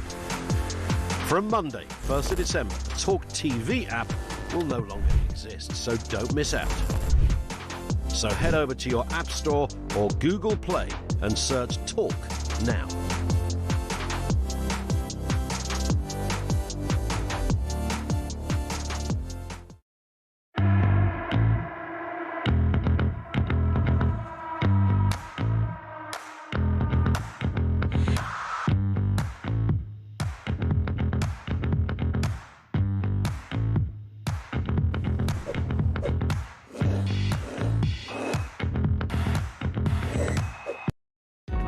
Across the UK, on DAB+, on YouTube, on the app, on your mobile, the home of common sense. This is Talk. Well, where is the Prime Minister, you may well ask, given the crisis this country faces this week, not just in the prisons, but in so many other aspects? Well, he's in Brazil at COP30, which is an environmental conference. Let's take a look at what he's been saying there. Today is the first day of COP, and the UK is really stepping up here. I'm here as Prime Minister, we've got the Prince of Wales here, and what we're determined to show is that climate change is for real, it impacts all of us. You may remember the flooding in Sussex that we had this year, also the wildfires in Scotland. So it impacts us all, we've got to act, we've got to show leadership. But also it's a huge opportunity. We already have 400,000 jobs in the green economy, green jobs, whether that's energy or elsewhere. There's another 400 to go, and I've been announcing jobs in Great Yarmouth, in Belfast and Manchester here today. So stepping up to the challenge, taking the opportunities. He talked about stepping up, and then there was video there of him going down steps. So not quite sure what that says. I'm not sure Claudia Winkleman is going to be quaking in her boots on Keir Starmer's presenting opportunities there, although there's an obvious joke about traders to make, which I won't. Also over there, as the Prime Minister said, is Prince William, the Prince of Wales. This is what he said. We saw the disastrous impact of simultaneous floods, fires and droughts in Brazil in 2023. Just this year, I visited the Welsh town of Pontypridd with my wife Catherine, where the community is still recovering from devastating floods. I met families who had lost their homes, their possessions, and their sense of security. One resident told me how the river that once brought life to the town had become a source of fear. Their resilience was deeply moving. It was also a powerful reminder that climate change is not a distant threat. It is affecting lives across the UK and across the world. The Prince of Wales, Prince William there, going to Brazil rather than, of course, going to Aston Villa last night. He's also president of the FA, but didn't think it was a good idea to maybe go and, I don't know, make a stand against anti-Semitism, perhaps. Let's speak to Maurice Cousins, who is the campaign director of Net Zero Watch. Maurice, the government says that Labour is all in on net zero, but he says the consensus on climate change is now gone. Has this climate conference got any real meaning? Will anything really come out of it that's going to change things or make things better, or alternatively get us closer to net zero, which so many people now see the financial folly of? Afternoon, Peter. Hi there. No, it won't have any effect. I mean, the purpose of COP is to coordinate global action on climate change and to see a reduction in the amount of carbon that's been emitted over the years. And actually, since it was sort of founded, we've seen emissions just go up and up and up. Last year was a record year for carbon emissions, and the reason for that is because we are a fossil fuel civilization. It's very, very difficult for us to do the things that we need to do in order to survive without access to dense and reliable sources of power. It's just that simple. It's also the fact that one of the world's biggest polluters, the United States, isn't there. Is there actually a point to this if one of the world's biggest polluters is not actually even there, never mind agreeing to whatever is agreed at the end of it? No, that's a very good point as well. I mean, they can't even perform the basic function of a convener. They can't get Donald Trump. I don't think Xi's going along, or Modi. So I think that's the three largest polluters there, and they're not even attending. And it should be said that India and China have sent representatives, but just their presidents aren't going. Sure, but it's not the head of the government. Sure. To go, and that I think is quite an important point to sort of clarify. But you're right. I think that both Prince William and the Prime Minister look completely out of touch going to these events. And when you consider the issues that are at home, cost of living is the number one issue, Peter. It's been the number one issue now since Ukraine and Russia's invasion of Crimea. And, we've got 2.7 million households, according to official statistics, in this country living in fuel poverty. Charities actually put that higher, about 6.1. And I find the framing actually used by the government for their attendance on this deeply incoherent and cynical. They claim that this is about, bringing down bills, doubling down, etc. They say that this is important about bringing down bills and security. But if that was true, Peter, if that was actually true, they wouldn't be running the North Sea into the ground. They wouldn't have a ban on onshore oil and gas operations. They wouldn't be stalling on making decisions when it comes to rough storage, a 100 billion cubic feet storage facility for gas. They wouldn't be importing cheap Chinese green tech from China. They wouldn't be making us more reliant on gas imports, which is what will happen with their with their green energy plans. Yeah, and on a practical level, when it comes to our viewers and listeners, I mean, I don't think there are too many people who don't, try and do a bit of recycling, think about how often they maybe fly. Most people, I would imagine, go on one big trip a year. Most people have one big holiday, maybe 10 days or 2 weeks in the sun or whatever, if they can afford it. And there's so many people who can't at the moment because of the cost of living crisis. The problem, I suppose, is environment is a good concept, and it's good to think about it. And I'm certainly not someone who doesn't think that climate change exists. I think the evidence is there. I think it is straightforward. But the point is, if you're going to change the whole financial structure, if you're going to change the whole way of living that people live, well, suddenly, and that gets expensive, and it also is, there's so many bits of hypocrisy in all of this as well. So many people thinking, hold on, why does Keir Starmer need to go 12,000 miles to Brazil and back to lecture us about stuff we already know? No, you're bang on there, Peter. You really are. I mean, I don't deny that climate change isn't happening. Of course it is, and it is serious. Indeed, Margaret Thatcher believed it was happening.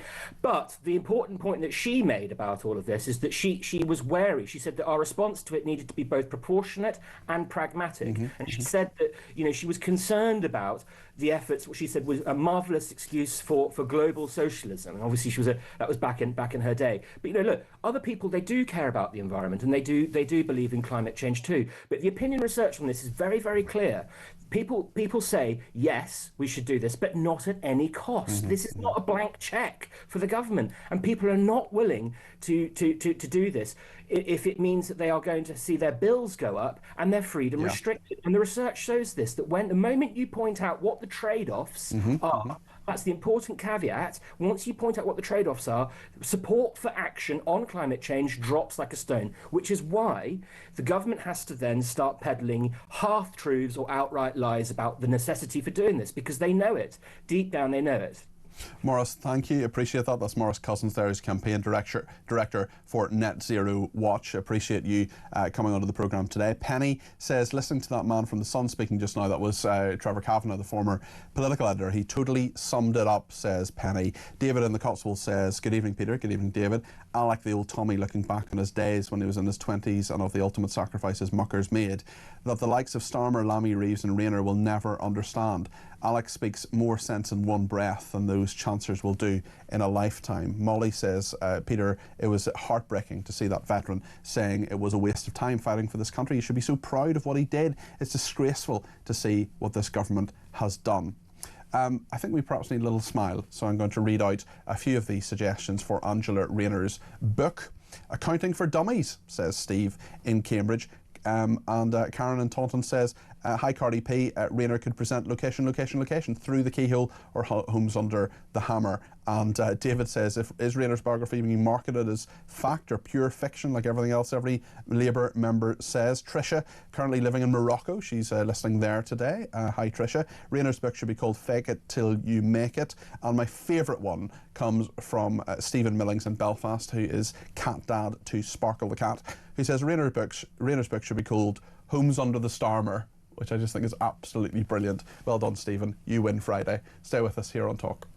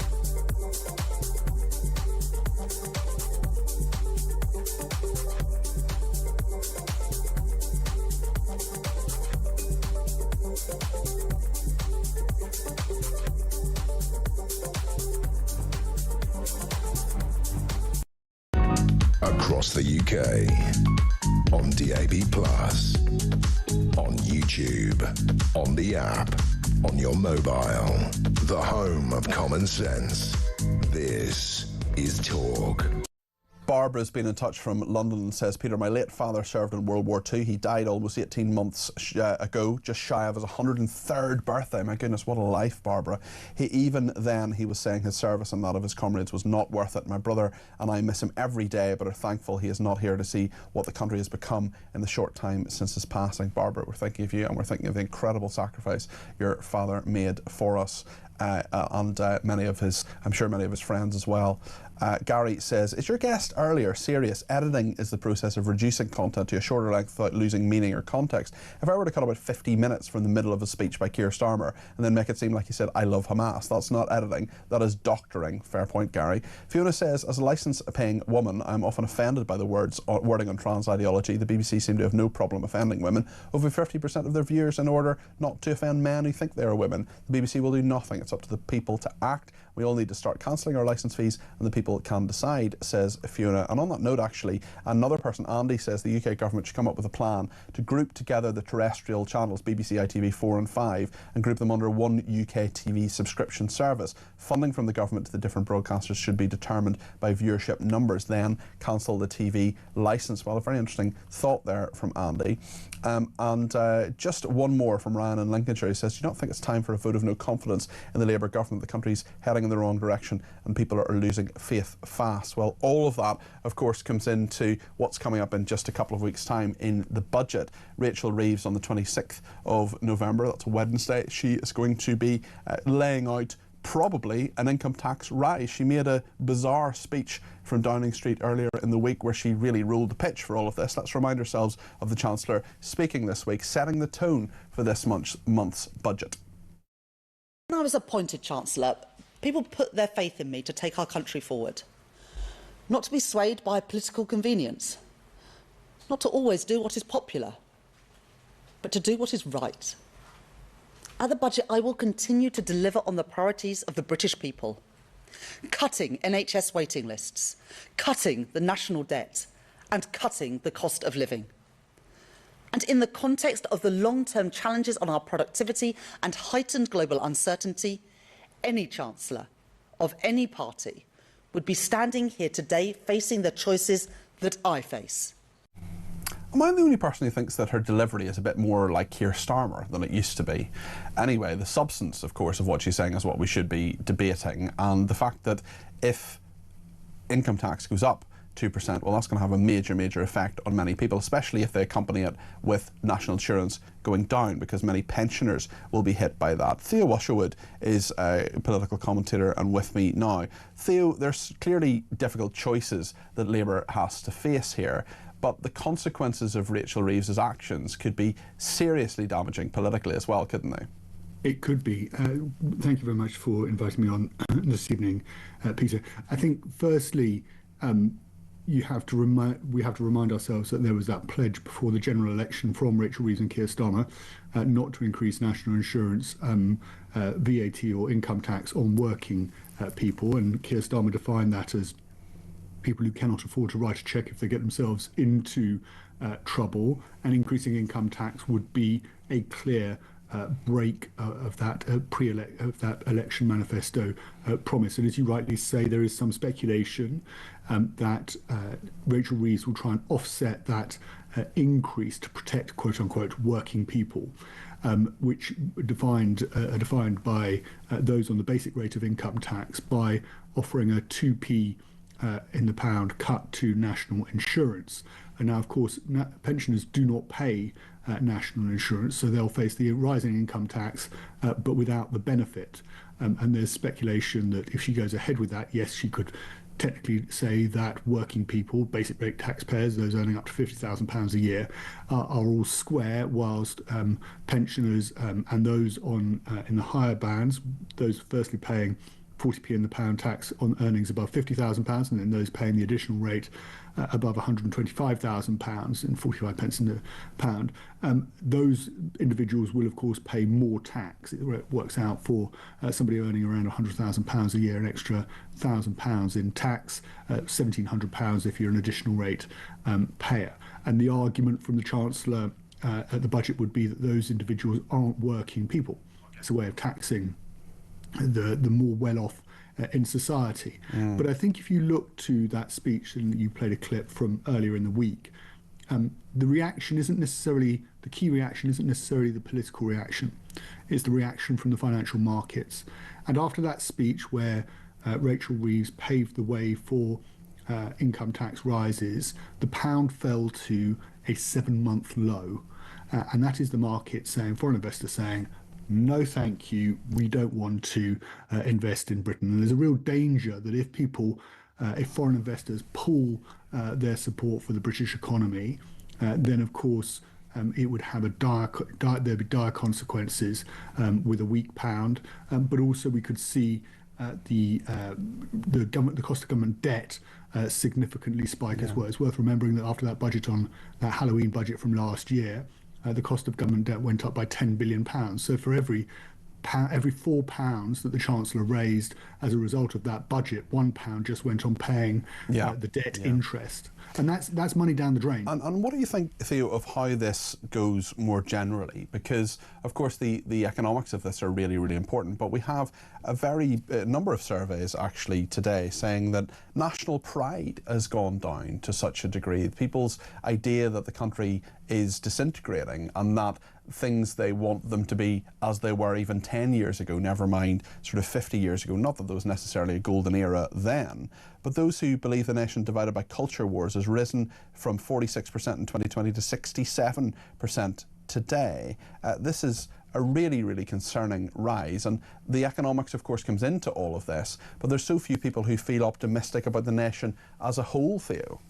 I think you're right. I think, you know, I don't think people would necessarily mind paying a bit more tax if politicians who were bringing in tax rises had been straight about them in the first place, and then B, or could guarantee us decent public services. Exactly. That was going to be B. Finish my sentence for me. Sorry, Theo. But you know, you've got 2 prisoners were let loose this week. That comes off the back of the migrant, you know, the asylum seeker Hadash Kabatu who sexually assaulted a 14-year-old schoolgirl in Epping, who was staying in a migrant hotel, being let loose because of an administrative error.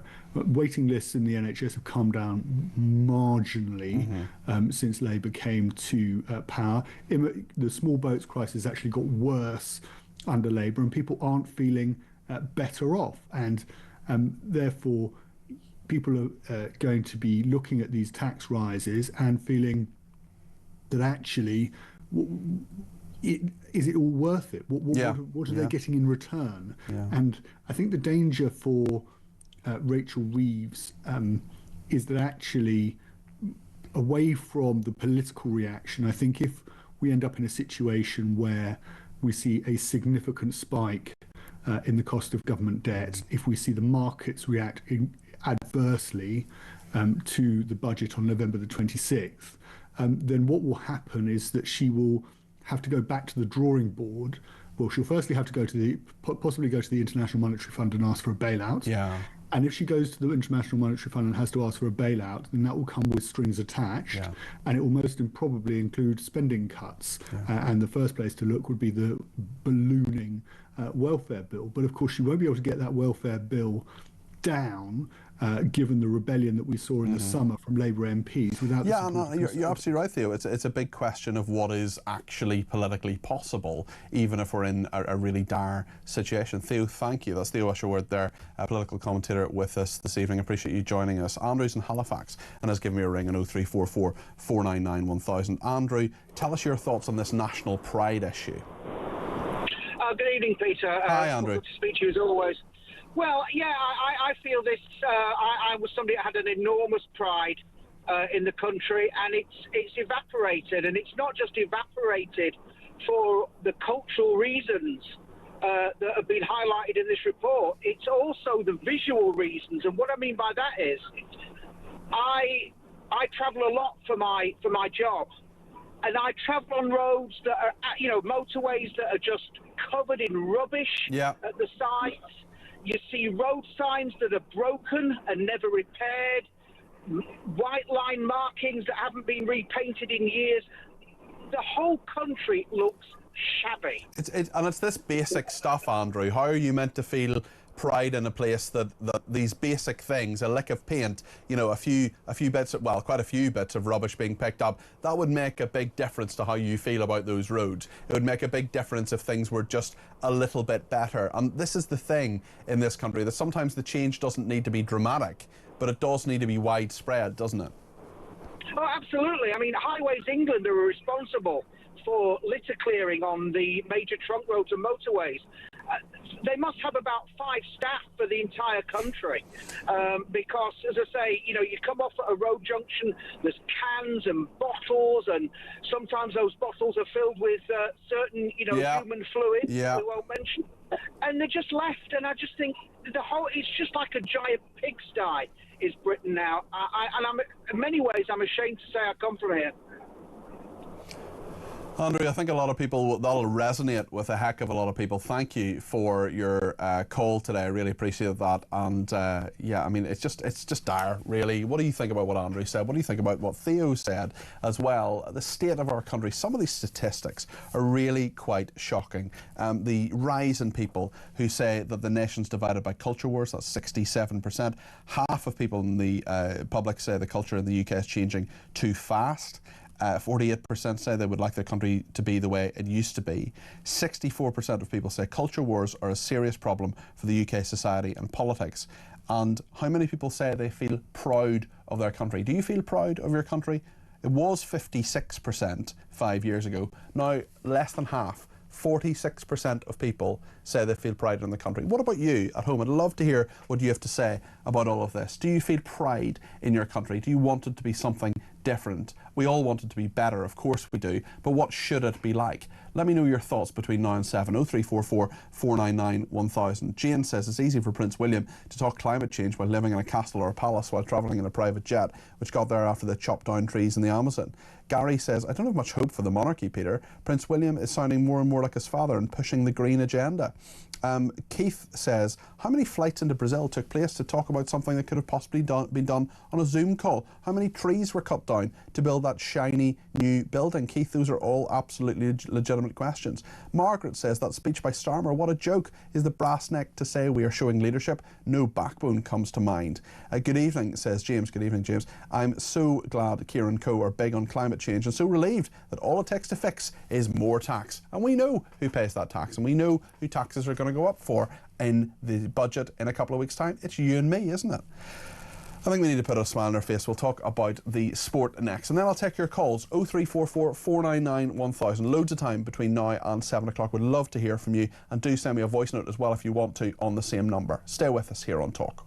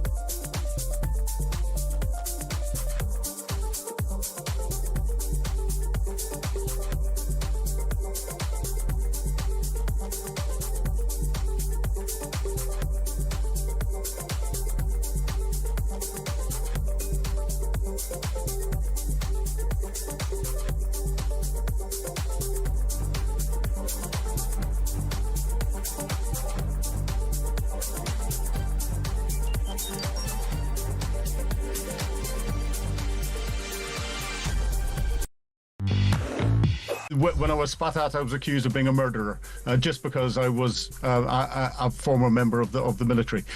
This is something that your society has to recognise, that the rot is there, and I agree with you.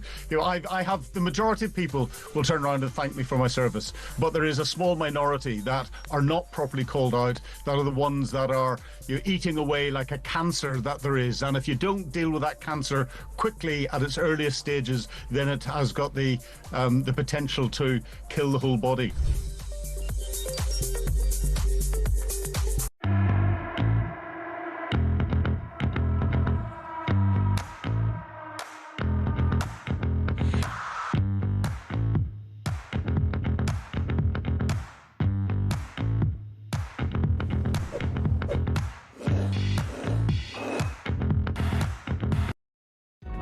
Across the UK, on DAB+, on YouTube, on the app, on your mobile. The home of common sense. This is Talk. Peter, did you notice how uncomfortable Prince William looked sitting next to the idiot Starmer, says Amanda. Interesting there. Thanks for that. Leslie says, hi Peter, the brave veteran is correct. He fought against anti-Semitism in Germany in World War II, yet last night in Great Britain it raised its head with appeasement from Starmer and the police in Birmingham. Well, let's talk about the sport now, and Mike Anstead is with us, the sports head of content at The Sun. Lovely to see you. How are you doing? Yeah, good, thanks Peter. Let's talk about the final international break. It's upon us, and Thomas Tuchel has selected his England squad. Who's in and who's out? Well, the return, as we mooted yesterday, is Jude Bellingham is back. So this is after Jude was dropped by Thomas Tuchel last squad. Quite a surprise. Back now, he's our superstar. Also in the squad is Alex Scott, so Bournemouth midfielder. First time he's been called up. A lot of probably listeners will not be aware of him, but been doing a lot of good with Bournemouth centre mid. Another player who's got a chance for the World Cup coming up. This is the last England squad before games in March, and then really the World Cup's going to be upon us. So he's got a real chance to prove he should be going to America. Yeah, of course. One of Manchester United's strongest performers this season, Matheus Cunha, has spoken about his ambitions at the club. What's he been saying? So we've got Sunsport got an exclusive interview with Matheus Cunha, Manchester United number 10. So it's just gone live on our website and be in tomorrow's paper if you want to read it. Yeah.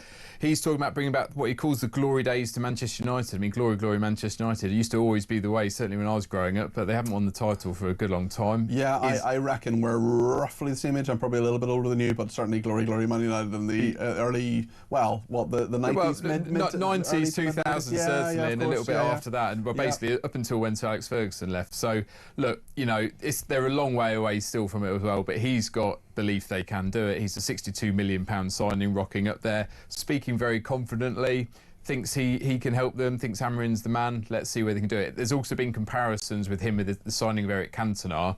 He knows he's nowhere near that standard of Eric Cantona, but he is a maverick. He's got a bit of a hot streak. Can he end up being there, King Eric? Let's find out. Yeah, Cantona. And where can you get that exclusive? Online and in the paper that's tomorrow? online now. We just published it in the last hour, and you can get it in copy of Sun tomorrow morning. Great stuff. And Man City's manager Pep Guardiola reaching a milestone in management. He's joined the 1,000 club. Tell us about who's welcomed him to that. Well, there's a bit of debate downstairs. Has Pep managed 1,000 games? So he's including Barcelona B in there, which is essentially their reserve team. So look, I'm not going to argue with him. He's one of the greatest managers of all time. This is going to be his 1,000th game. It just happens to be against Liverpool as well. He says that's the greatest rivalry they've ever had in English football. Let's see how he gets on Sunday. But yeah, I mean, look, for any manager at whatever level you do, Pep Guardiola at the top of game, non-league manager, to manage 1,000 games, you must have something about you. So good on him. I think we can all agree there's been plenty of Pep. Thank you very much indeed to Mike Anstead, the sports head of content at The Sun. Let's remind ourselves on the news agenda what the Deputy Prime Minister, David Lammy, has been saying. He's been talking about the prisons crisis. He's been defending his own actions in the House of Commons on Wednesday. Let's have a look at this. Had 800 errors under the last government. This has now gone on for a generation. Our prison system is in crisis, so we have to bear down on this, but we have a mountain to climb. At the dispatch box, I did not have all of the detail. That detail was actually released just later, after I had finished at Prime Minister's questions. I took the judgment that it is important when updating the House and the country about serious matters like this that you have all of the detail. I was not equipped with all of the detail, and the danger is that you end up misleading the House and the general public. So that is the judgment I took. I think it's the right judgment. David Lammy there telling us his justification for what he was saying this week. There's so many ways in which we just do not feel our governing classes actually properly represent us or really just tell us the truth. I mean, David Lammy, of course, knew more information than he gave in the House of Commons. All of this, I think, is leading to some of the statistics that we're getting this week about culture wars, about problems. There's so many people complaining about the shifts in transgender rights, for example, and about half of people saying they would like the country the way it used to be, a national pride. What do you feel about that? Let's speak to Mark in Lincolnshire, just up to the news at 6. Mark, do you feel national pride? It depends how you want to define it, really, I suppose, Peter. Hi, by the way. Hi there. Yeah, I think it's I mean, for me, I have pride in some of my compatriots. Pride in the nation as a whole, as a country, probably not. But then it's all designed that way anyway, isn't it? So, 40, 50 years of immigration non-stop, increasing numbers. Obviously, that exploded over the last 10, 15 years. Can immigration be a good thing, do you think? Can that give us national pride, or is that just something you just don't think can give us national pride at all? Because I know I believe there's good immigration and bad immigration, and that's what so many politicians will never engage with. I don't think immigration in itself at any point has ever really formed any kind of national pride. I think the national pride comes from our entire history, doesn't it? At the end of the day, what we've achieved as a nation. But can it come from the present, I suppose, is the question as well, Mark? Sorry? Can it come from the present as well as the problem? I guess it can do. It's just how you go as a nation, because in regards to immigration, can it be? I mean, it was what our country used to be, the pride that we had in ourselves anyway as a people and as a nation, that led to people that wanted to come here in the first place. What you'll find, and what seems to be happening more and more, I don't know whether you've noticed, but we have far less immigrants coming from wealthier Western countries than we do third world countries. And there's a reason for that. That's because the border's been left open for so long now. We have such massive issues. We have sectarianism and all these problems going on. We have out of control knife crime, rape, all this kind of stuff. There are people who commit knife crime and reappear from this country as well, of course. It's not just a problem of immigration. Yeah, absolutely. But there is also an argument, Peter, and I think it's a sensible argument to make as well, that, if you go back 30, 40 years, these crimes just weren't really that present, were they? They existed, but they were never to the extent they are now. Yeah. So to that point, because as you bring in increasing amounts of immigration, the one correlation I would draw with it is that they also bring their cultures, and that starts to wear off. Mark, we've just got to go to the news, but we'll talk about this more on another occasion, I promise. But listen, thanks for your points there. That's Mark in Lincolnshire there. Loads more to discuss after the 6 o'clock news. Stay with us here on Talk.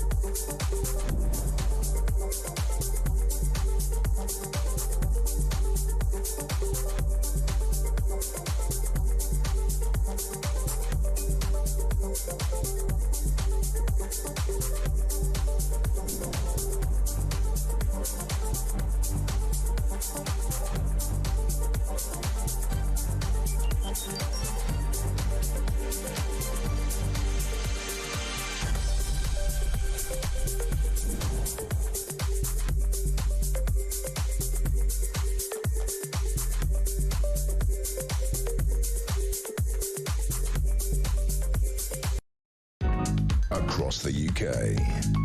On DAB+, on YouTube, on the app, on your mobile. The home of common sense. This is Talk.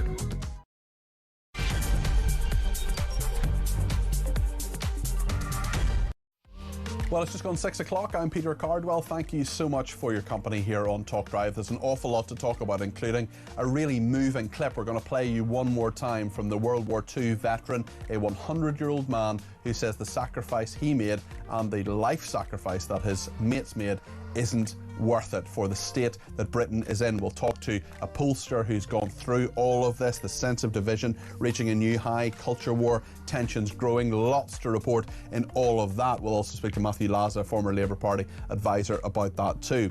Spare us Blair, that's what they say in the Middle East, because Trump has been warned against picking the former Prime Minister, Sir Tony Blair, to run Gaza. We'll also speak to Tom Seward from The Sun about what's in the paper tomorrow and how they're dealing with all of that, especially with Lami's troubles continuing. Loads of opportunity to get your voice on the air as well. 03444 499 1000 is the number to call. You can ring me between now and 7. We'll take as many calls as we can. You can send your voice notes in on that number too. You can text me 87222 with the word talk in your text. You can tweet me at talkTV. Follow me at Peter Cardwell. Send me the voice notes, as I said. Send me a WhatsApp text message or give me a ring, all on the main number 0344 499 1000. Let's get started here on Talk Drive.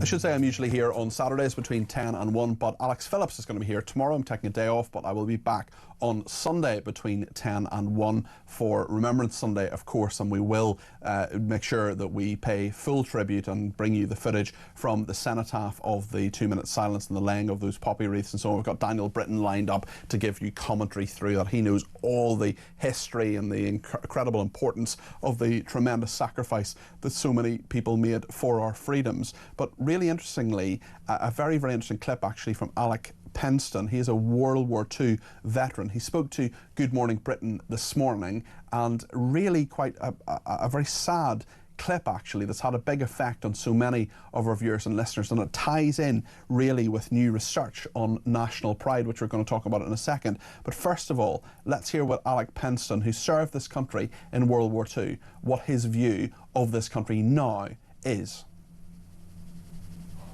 My message is, I can see in my mind's eye there was rows and rows of white stones of all the hundreds of my friends and everybody else that gave their lives for what? The country of today. No, I'm sorry. The sacrifice wasn't worth the result that it is now. The sacrifice wasn't worth the result that there is now. That is a really sad thing that person who has given so much, Alec Penston, World War II veteran, thinks in regard to where our country is today. Well, where is our country? Where is it going? Where has it been? And what do people think right now? Well, King's College London and a big polling company called Ipsos have done a big study to find that has found that problems caused by culture wars, a deepening rejection of the term woke, and notable shifts in attitudes on transgender rights are worrying so many people. Perceptions of division in the UK have actually reached their highest point since the trends began in 2020. 84% of the public now saying the country feels divided. This is at the same time the share who believe the nation is divided by culture wars has gone up to 67% of people today. Well, the head of political research at Ipsos UK is Gideon Skinner, who's with me now. Gideon, just tell us a little bit about this research and what it has found. I've given the headlines there, but there's so much more to it as well, aren't there? Yes, absolutely. What it's showing is that really the sort of the debate around the intensification of culture wars and the divisions that people feel around that is increasing, and we've seen increase over the last 5 years, as you say. And I think what that shows is that it reflects partly the sort of the societal disruption and fragmentation. We know that many people have been unhappy with the state of the country for a long time. There's a lot of worry around issues such as the economy, the state of the economy, the quality of public services, and how the government is dealing with immigration under both parties. But we're also seeing kind of another sense of an increased number of people feeling that the pace of cultural change is too fast. That's risen from 35 to 50%. Another half of people are becoming more nostalgic and sort of looking back to the way that the country used to be. And that's sort of part of this rising concern that you talked about the divisions caused by culture wars specifically. It's interesting as well in regard to pride in the country. National pride has gone down below a majority. It's gone down from 56% to 46%. All of this would appear, I would imagine, although you're the expert, Gideon, to be tied together. These things will influence each other, won't they? Yeah, absolutely, you're right. It's still the case that people are more proud than not proud about the country, but we have seen a dip in pride in the country across all age groups. And yes, again, that's likely to reflect all of these things. It's likely to reflect concern about the state of the country, concern about the state of the economy, people's finances, the difficulties of day-to-day living, but also concern about the pace of change as well. Tell me about Sorry to interrupt you. Tell me about the Brexit divide here in all of this, because there's still one that exists, isn't there? Yes, absolutely, and it's still just over 50% of people say that they think there are tensions between Leavers and Remainers, but that's a lot lower than it was 5 years ago, when it was over 70% of people thought there were tensions. So there's definitely been a lessening in that division. And unfortunately, what we're seeing is, rather than that reducing sense of division overall, we've now seen the divisions elsewhere, particularly on issues like immigration, where there's been that's now the area where people think there is most division in the country and most tensions in the country. And speaking of tension, very interesting statistics in regard to tension between immigrants and people born in the UK. That's gone up, hasn't it? Yeah, absolutely. And we know it's an issue that is one of the top issues on the public's agenda right now. It's kind of risen over the last couple of years. There's a lot more attention being paid to it, with people dissatisfied, as I said, actually with the way that both governments have handled particularly the issue around small boats and asylum, and that's causing concerns around immigration. There are different views on it. I mean, sort of Reform voters and supporters and Conservative supporters and older people tend to be much more worried about immigration than younger people or supporters of other parties, but there is a rising concern about the tension there amongst all groups. Thank you, Gideon. That's Gideon Skinner there, Head of Political Research at Ipsos UK. Quite a lot of reaction coming in on this. Dawn says the state of the UK is purely down to poor management. When I worked for a district council, all travelling officers were encouraged to phone in any signage, litter and road issues. Then they were dealt with. We had a call earlier on from Andrew from Halifax about the state of the road, certainly. And these things do make a difference to how we perceive things. Margaret in Birmingham says, Alec, the lovely veteran, was right. Why did people like my 24-year-old uncle fight for king and country? What for? This country is broken, and a Prime Minister who doesn't care, in Margaret's opinion. Well, let's talk to Matthew Laza, the former Labour Party advisor. Matthew, thanks for joining us this evening. It's a little while since we've spoken, so it's great to have you back on the programme. I wonder, Matthew, just how you would respond to Margaret there, who says that agrees with the World War II veteran, saying that what was it all for? He says it wasn't worth it, actually, because the country is in such a perilous state. And there's so many bits of statistical evidence in that survey that would appear to back up the real pessimism about the country at the moment. Yeah, well, I think it's very sad that the Second World War veteran feels that it wasn't worth fighting for. I think if we actually reflect on how the country's changed since before the Second World War, I think the country's in a hugely better place. If you take, for example, just the National Health Service, which didn't exist before the Second World War. So I think across the whole span of history, the country has progressed a good deal. But clearly, there's a huge amount of uncertainty and of pessimism, as you say, about the direction of the country. Frankly, this survey, which has been done every couple of years for the last few years, has shown that, but it's at its height at the moment, and that shows the challenge that not only the government faces, but all politicians face, because it's easy to diagnose the problem, to diagnose the sense of ill feeling there is in society, but it's another thing to come up with the answers. And in a sense, I would say to Reform, who've been leaping on this survey today and saying it's evidence of broken Britain, well, I'd say if you keep saying Britain is broken loudly enough, people are going to believe you. Well, Keir Starmer has said Britain is broken on numerous occasions. Absolutely, and actually, Peter, one of the mistakes I think the government made in the early stages of the government was this kind of pessimism and this gloom do you remember that the Chancellor herself, sorry, forgive me, the lights are going out around me.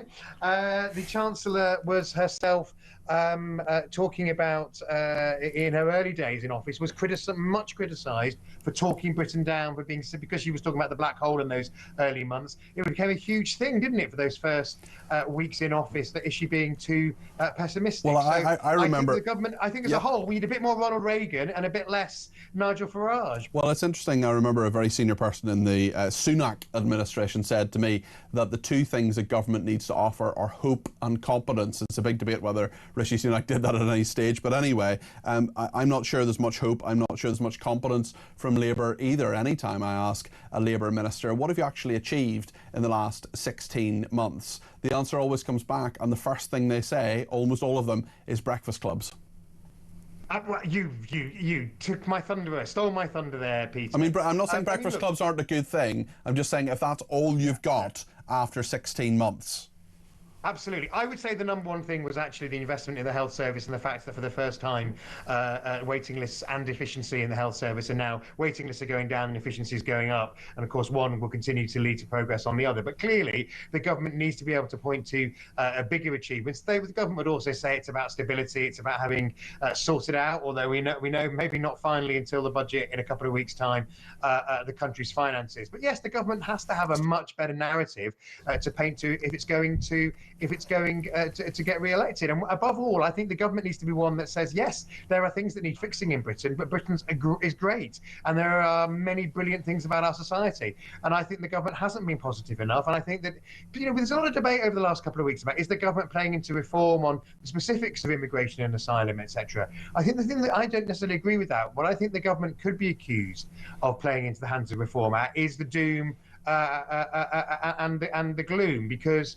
there's a lot of positivity in the society, in our country, even if problems like small boats need to be fixed. You've got to fix the problems, but you've also got to appear to be positive and to believe in your country. I, for example, if I was still a Labour spin doctor, would be making hay of the fact that people like Nigel Farage Nigel Farage went to the Congress in the United States. They basically slag off Britain to a foreign audience, whereas we should be standing up for Britain. That's just one example of what I would be highlighting if I was in the government. And I think that's a fair point. The question I would ask is whether Rachel Reeves has brought any positivity. Let's just look at this bizarre speech she made this week in regard to the economy. Let's watch this clip again, then I'll get your reaction, Matthew. When I was appointed Chancellor, people put their faith in me to take our country forward. Not to be swayed by political convenience. Not to always do what is popular, but to do what is right. At the budget, I will continue to deliver on the priorities of the British people. Cutting NHS waiting lists, cutting the national debt, and cutting the cost of living. And in the context of the long-term challenges on our productivity and heightened global uncertainty, any Chancellor of any party would be standing here today facing the choices that I face. Matthew, I'll just give you a sense of what our viewers and listeners are saying this evening. And by the way, if you want to get your thoughts on the air in the next 45 minutes, give me a ring, 0344 499 1000. Mark says, how exactly is Rachel Reeves lowering the cost of living? Everyone I know has less spare money after bills than ever before. Some are going further into debt. She sounds robotic and probably is the same scriptwriter as Starmer. I don't believe a word of it. Mark in Ulster, I'm not sure how you pronounce it, sorry, ALCESTER, apologies. Evening, Peter, there's an optimistic title, oh no, that's something else actually. Let me start again. On Rachel Reeves, certainly there are many, many people who are really not impressed with her and have given us the benefit of your thoughts on that. And really, we read out quite a few of them earlier on, Matthew, where, if you're going to make a speech like that, first of all, why make it? And secondly, is there any optimism there? Certainly the markets didn't think so. It's very strange. If you were on the inside at the moment, would you have been saying, yes, make this speech, roll the pitch for tax rises?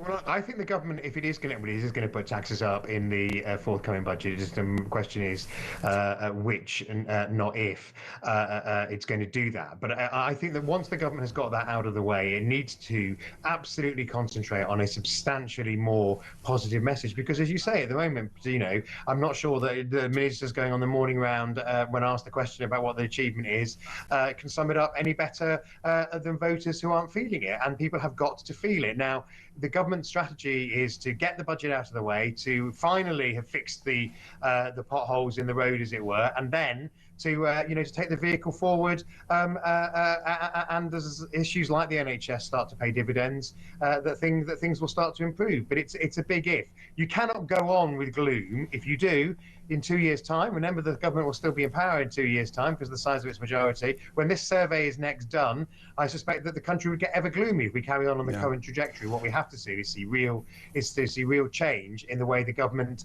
makes us feel about the future of the country, because optimism is all. Well, let's talk about, we've talked about hope, let's talk about competence. Here's a clip of David Lammy.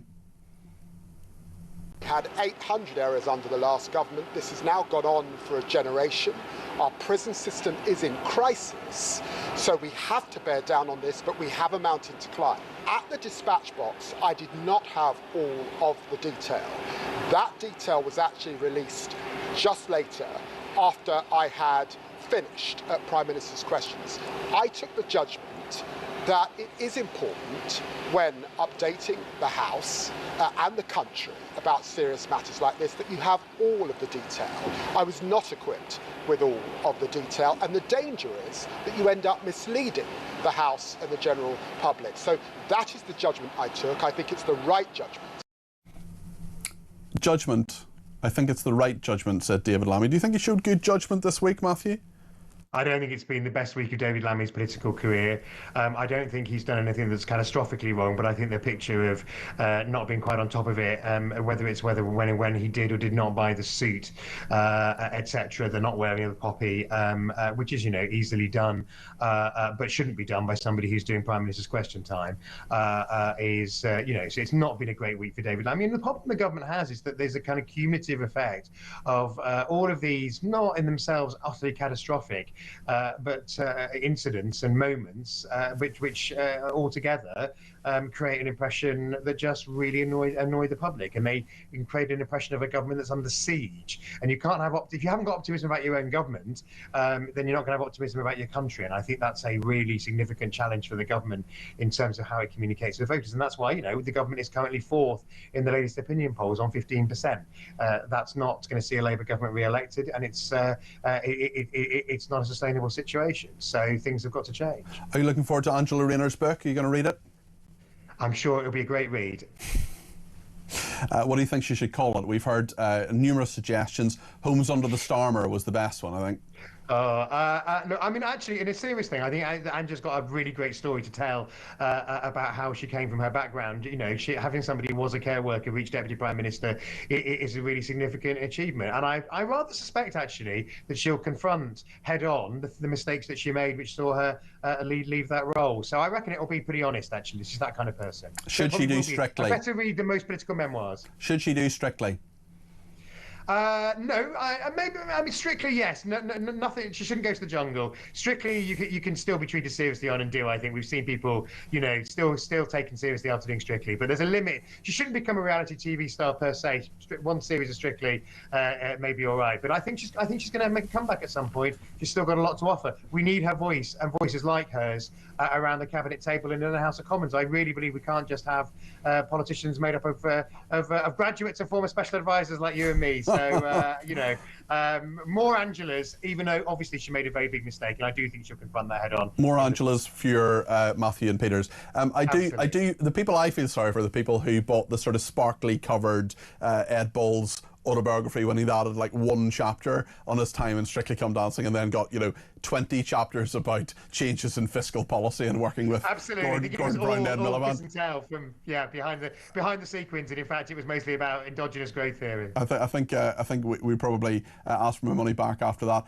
Matthew, thank you, Matthew Laza, their former Labour Party advisor. Alan in Petersfield says, once Rayner is finished with her memoirs, I wonder if she will break out in song and give us a rendition of "Oh, do love to live beside the seaside." Very good. Respect to all brave lost men and women and animals and those who are serving and protecting us now, says Alan. Mark says, here's an optimistic title for Angela Rayner's memoirs: Keir Starmer, my part in his downfall. All the best. Scott in Ipswich says, hi Cardi Pete, regarding Rachel Reeves, I agree with you. I thought her delivery is very MC Keir Starmer style. Please tell me they're not cloning him, says Scott from Ipswich. Believe me, Scott, if you're cloning someone, I'm not sure it would be Keir Starmer. Pete says, this government will have the nerve to stand by the cenotaph on Sunday. To say I'm angry is an understatement. He and his government are vile. And Pete also says both Tories and Labour have caused this with the police, judiciary and government taking away our British culture and jailing us if we even have the nerve to complain. Well, lots more to discuss, including whether Tony Blair is the answer to the Middle East. You can probably guess my opinion on that. We'll talk to Tobias Ellwood, the former Middle East Minister, next here on Talk.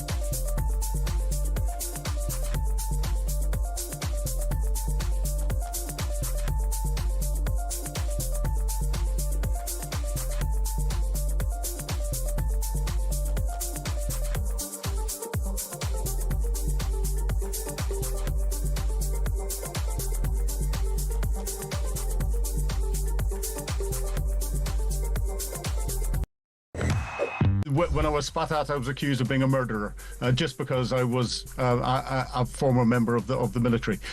This is something that society has to recognise, that the rot is there, and I agree with you. I have the majority of people will turn around and thank me for my service, but there is a small minority that are not properly called out, that are the ones that are eating away like a cancer that there is, and if you don't deal with that cancer quickly at its earliest stages, then it has got the potential to kill the whole body.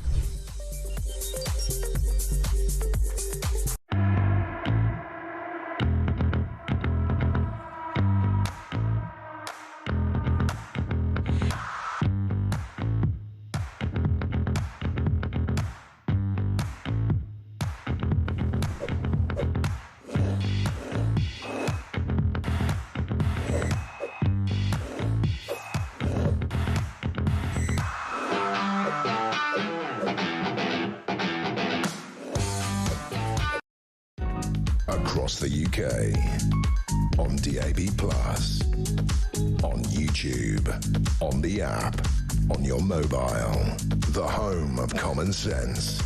This is Talk. Don't forget, you can listen to all the highlights of the show on our new podcast, Talk Drive, available from all your favourite podcast apps. Simply search Talk Drive, and at 7 o'clock every evening it's on there. You can listen to, it's about half an hour, all the highlights of the programme from the last 3 hours. You can get it if you've missed any of it. But listen, we're very, very grateful for your company. I'm here right through until 7 o'clock, and then Kevin O'Sullivan is here between 7 and 9 in this studio, and then what just happened between 9 and 10. I'm not here tomorrow. I'm usually here between 10 and 1 on a Saturday, but I'm taking a day off. I've done about 22 days on the trot, so I think I'm just going to have a lie-in tomorrow. But I will have Talk On, of course, and Alex Phillips will be here between 10 and 1. I'll be back on Sunday for Remembrance Sunday, and of course we'll go down to the cenotaph to remember those who gave their lives for our freedom, and indeed those servicemen and women today who are serving our country.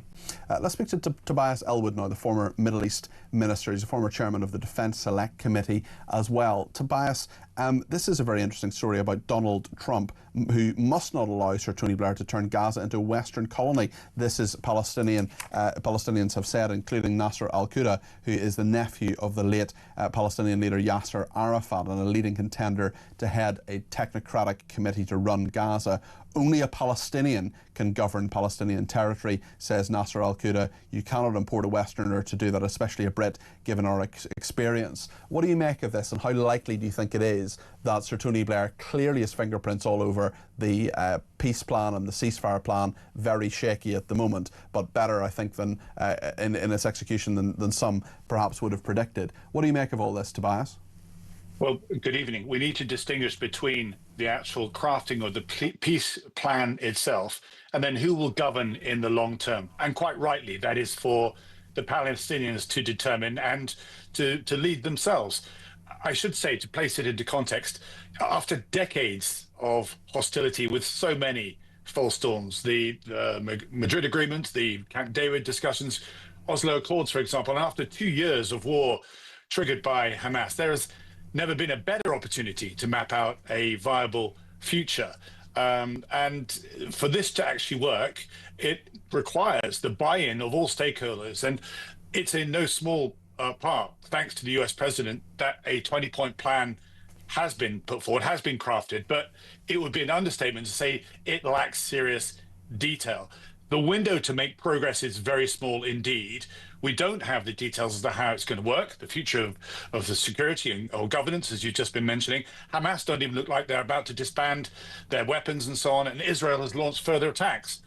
So who has the gravitas, the credibility to make this happen, to lead the biggest challenge the Middle East has faced in decades? But your question goes to the heart of this, to make sure this is about assisting the Palestinian people and not seeing this as some colonial attempt to actually take over. The list of competent elder statespeople, I have to say, who could possibly do this is not very large at all. Does it have to be one of them, though, I suppose, is the question? Does it have to be an elder statesman or a woman, or could it be local people or Palestinians? Is that something that is even viable, that would be accepted by the Israelis, for example? So I've been involved in ceasefires, in the rebuilding, the stabilizing of different countries around the world. And absolutely, there is this passion and determination, quite rightly, to say it's for the individuals, the country, the people to determine their future. But the crafting of the constitution, the formation of the foundations of a state or indeed a community are absolutely critical to get right. And a great example of that is in Iraq, where all the political parties are very closely tied to religious movements and so forth. And that's caused further chaos in governance. It's the mess that the country is in today. So I think it's quite right that experience is then brought forward from the international community to say, these are the options. This is how we would like to progress, but we do need your buy-in. So governance and reconstruction, the Gulf has absolutely stepped forward very honorably to say we will help repay for that. But the actual governance itself of coming up with technocratic councils, temporary solutions until the Palestinians themselves can provide the leadership, which does not include Hamas. That is what I think we all need to be striving for.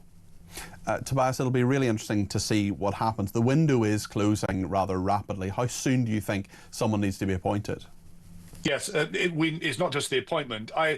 The criticism about Tony Blair was, connected with the Iraq War and so forth. It could be that you have a chairperson that does this, that is able to then show and dilute that leadership perspective. I'm actually very pleased that Tony Blair is doing this role, but he has the connections with the Gulf nations. He's able to speak to other nations about providing that critical stabilization force.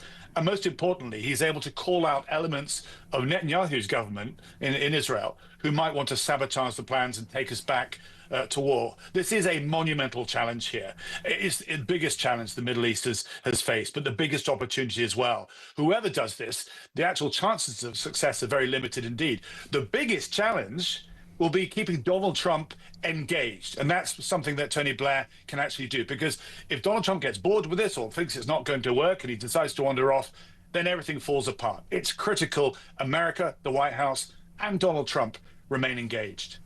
Tobias, I just want to play you a clip that has really resonated with so many of our viewers and listeners over the course of this programme. It's a man called Alec Penston, who's a World War II veteran. He's 100 years old. He spoke to ITV's Good Morning Britain earlier today. I'm just going to play the clip and then I'd like your reaction. This is Alec Penston speaking to ITV this morning.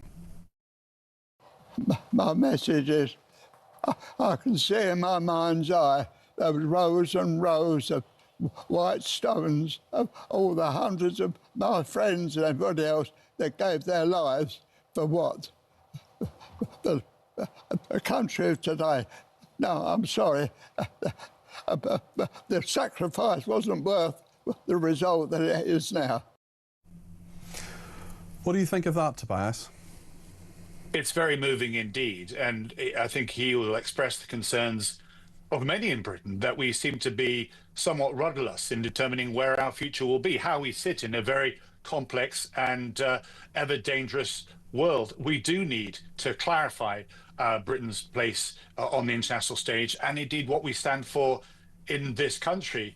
I would, much as you respect the veterans and you say thank you for the sacrifice that they made for our today, we must not give up. It's our duty to focus on where we need to go, but we're not, I would say, providing the political leadership. We're not getting the caliber of parliamentarians, and I say this having been one myself, but the great and the good in Britain do not step forward to become politicians anymore, to step forward into public life. And when the gene pool of leadership in Parliament is diluted, that means you get mediocre ministers. You do not get the Churchills of the next generation stepping forward. So these are big questions for us to answer as to why we are where we are today. But we should say thank you to that veteran and all those veterans. That phrase, they gave their today for our tomorrow. Well, this is our tomorrow. Yeah. And we should be thinking about the next generation's tomorrow as well. There's a duty of what we do today with our future. And that, I think, is something that the words that was just been mentioned there should actually remind us all that it isn't just for us to watch. It isn't just to complain and just to whinge and just to criticize, but actually to come up with solutions that will move Britain forward, the great country of Britain, into this very difficult era of insecurity that we've entered. Britain is a leader. Britain plays a role on the international stage. And I'm afraid for the last 5 to 10 years, we've not done a lot of that.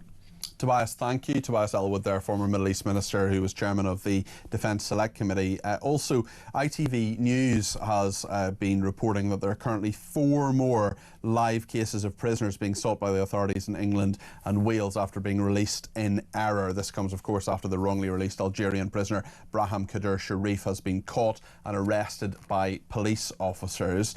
And this is the latest of the string of mistaken releases. Billy Smith, we know, was accidentally freed because of a clerical error on Monday from HMP Wandsworth. And in terms of the detail of this, we don't know, but certainly 4 more live cases, and there were 262 in a year, so of course there are going to be a few every week, but there are 4 more live cases of prisoners being sought by the authorities. No doubt this will be covered in The Sun tomorrow. We'll talk to their assistant news editor in a second about what else is in the paper, including the viewing figures for Celebrity Traders, which I was absolutely glued to last night. My friend was over, he very kindly made me some beautiful food, and apparently 12.3 million people watching it. We'll talk more about that. We'll talk about the migrant sex offender I was just mentioning there, and the Madeleine McCann case as well. A Polish fantasist convicted of harassing Jerry and Kate McCann and claiming that that person was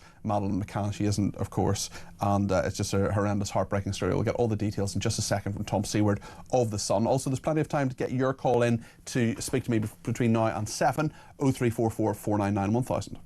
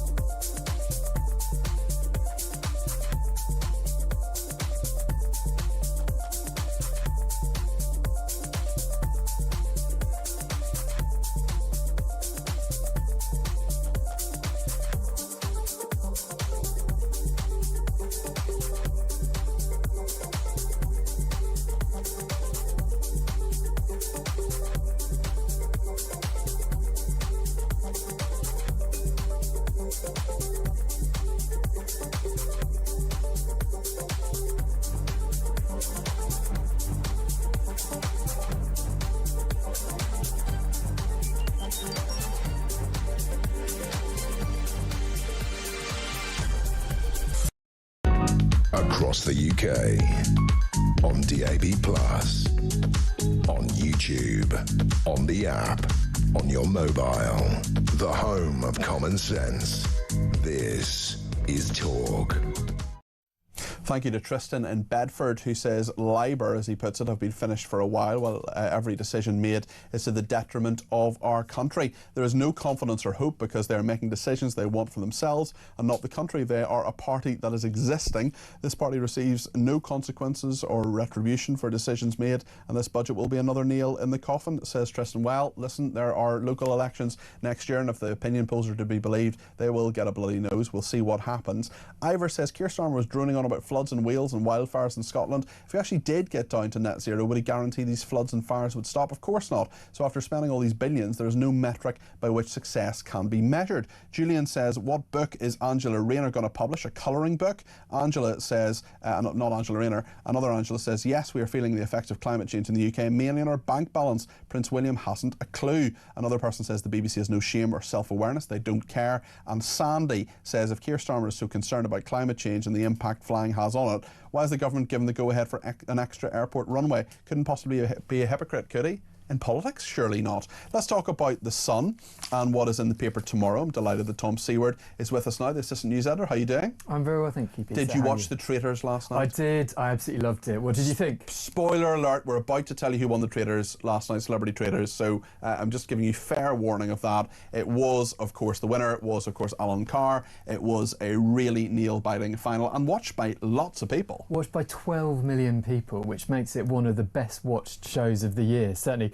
I think it is the best watched non-sports programme of the entire year, and we've got all the inside story about what happened afterwards. So Alan Carr's boozy after party, partied into the small wee hours with Kate Garraway. Apparently there was lots and lots of champagne, plenty of drinks, plenty of nibbles. The only person who wasn't there, crucially, was Paloma Faith, who, as avid viewers of the show will know, is the first kill that Alan made on the series. Only love can hurt like this. It's interesting that, I mean, I love Kate Garraway. I worked with Kate Garraway at Good Morning Britain. She's one of the loveliest people I've ever worked with, and very on-the-show busy, just treats the researcher the same way as she treats the Prime Minister. So I was glad to see her do very, very well. What about the next series, of course, the next series of Celebrity Traders, because there are some predictions about who might appear. Yeah, exactly. I mean, I think we revealed the fact that the next series was already casting, and we've spoken to a couple of bookies who say that Andrew Windsor Mountbatten, the formerly known as Prince Andrew, he's 80 to 1 to appear on the next series. Goodness me. While Fergie's 50 to 1 to go on the show. I'm not sure I want to see either of them ever again, actually, but fascinating. It'll be interesting to read all of that in The Sun tomorrow. Let's talk about the migrant sex offender accidentally released from prison. He's back behind bars this evening. I mean, this was extraordinary. I don't know if you watched the footage on Sky News of him getting nicked. I mean, again, every single time I come onto this show, there seems to be another one of these stories that you simply couldn't make up, and this was yet another one. ITV News reporting tonight there are another 4 people on the loose that the authorities are looking for in England and Wales. Exactly. Just, I mean, you know, when are they going to get a handle on it? So we sent a reporter down to the scene, as you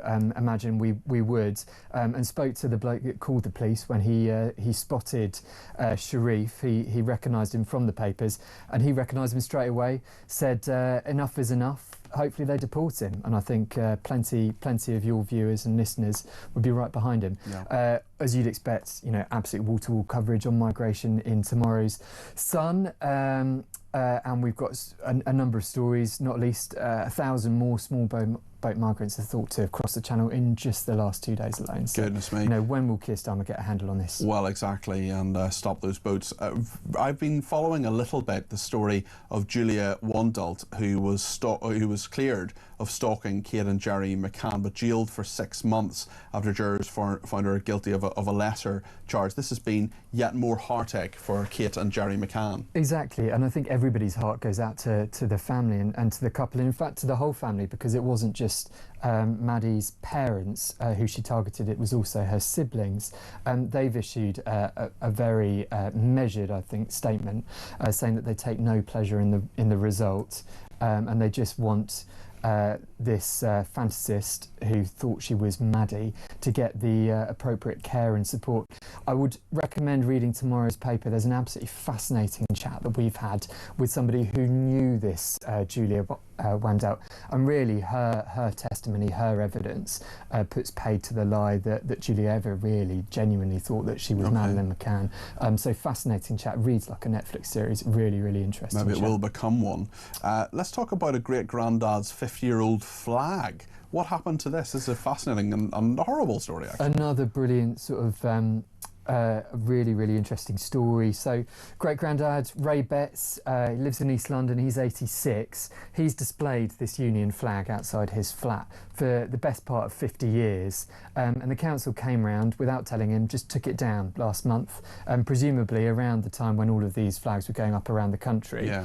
And so Razor Sun reader got in touch with us. He said he was incredibly upset. Luckily, council have now given it back, thanks to us. We got in touch to ask the council what on earth were they doing, and they finally sort of gone back and stuck it up. So obviously Remembrance Sunday this weekend, Ray's going to be out there with his flag marking Remembrance Sunday, as he does every year, and again we'll have plenty of excellent coverage of Remembrance Weekend. Of course, yeah. I would quite like Waltham Forest Council and many other councils in East London and throughout the country to maybe take down a few Palestinian flags, maybe put up a few Union flags. Maybe the flag of this country might be a good idea to put up. Just before you go, Tom, great story about the perils of dusting.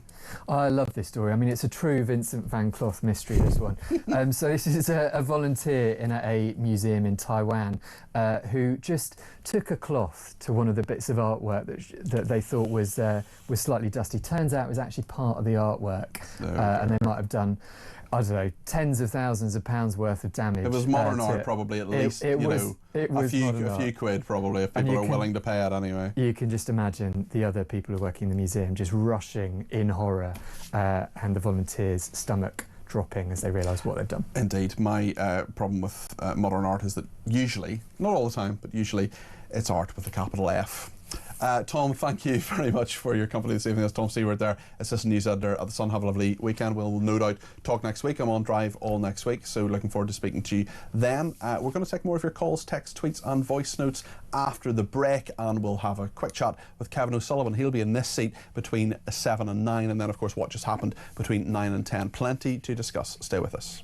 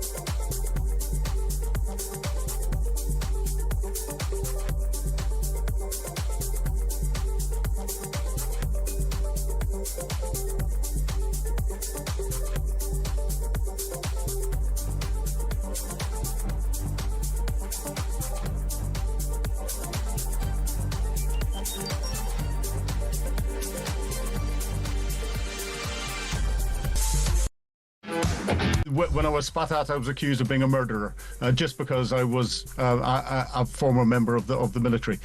This is something that society has to recognise, that the rot is there, and I agree with you. I have the majority of people will turn around and thank me for my service, but there is a small minority that are not properly called out, that are the ones that are eating away like a cancer that there is, and if you don't deal with that cancer quickly at its earliest stages, then it has got the potential to kill the whole body.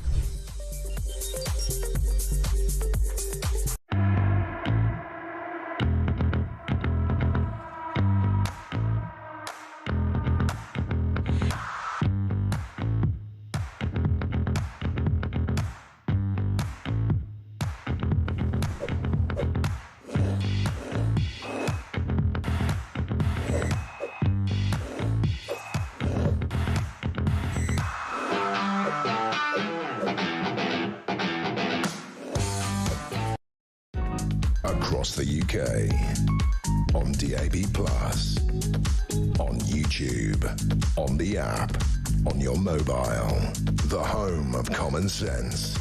This is Talk.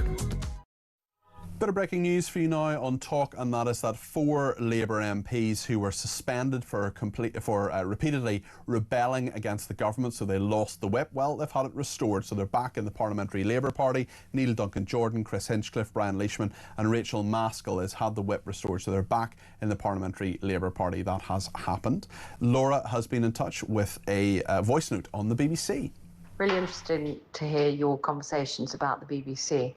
You worked there. We both remember what happened with Newsnight all those years ago with the late, great Liz McKean, and how they threw someone who had dedicated her life to the BBC under the bus for their own causes and for that filthy, awful man, Savile. Let's never forget that. This is nothing new.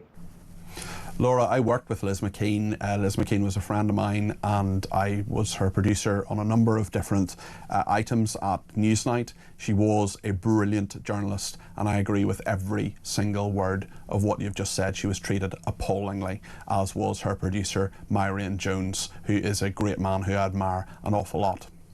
Maddie has been in touch on Angela Rayner.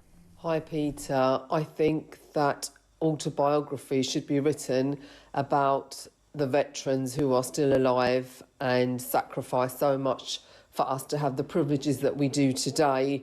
I, for one, will not be purchasing Angela Rayner's book. Thank you, Maddie. And Sharon has been in touch on Pride in Our Nation.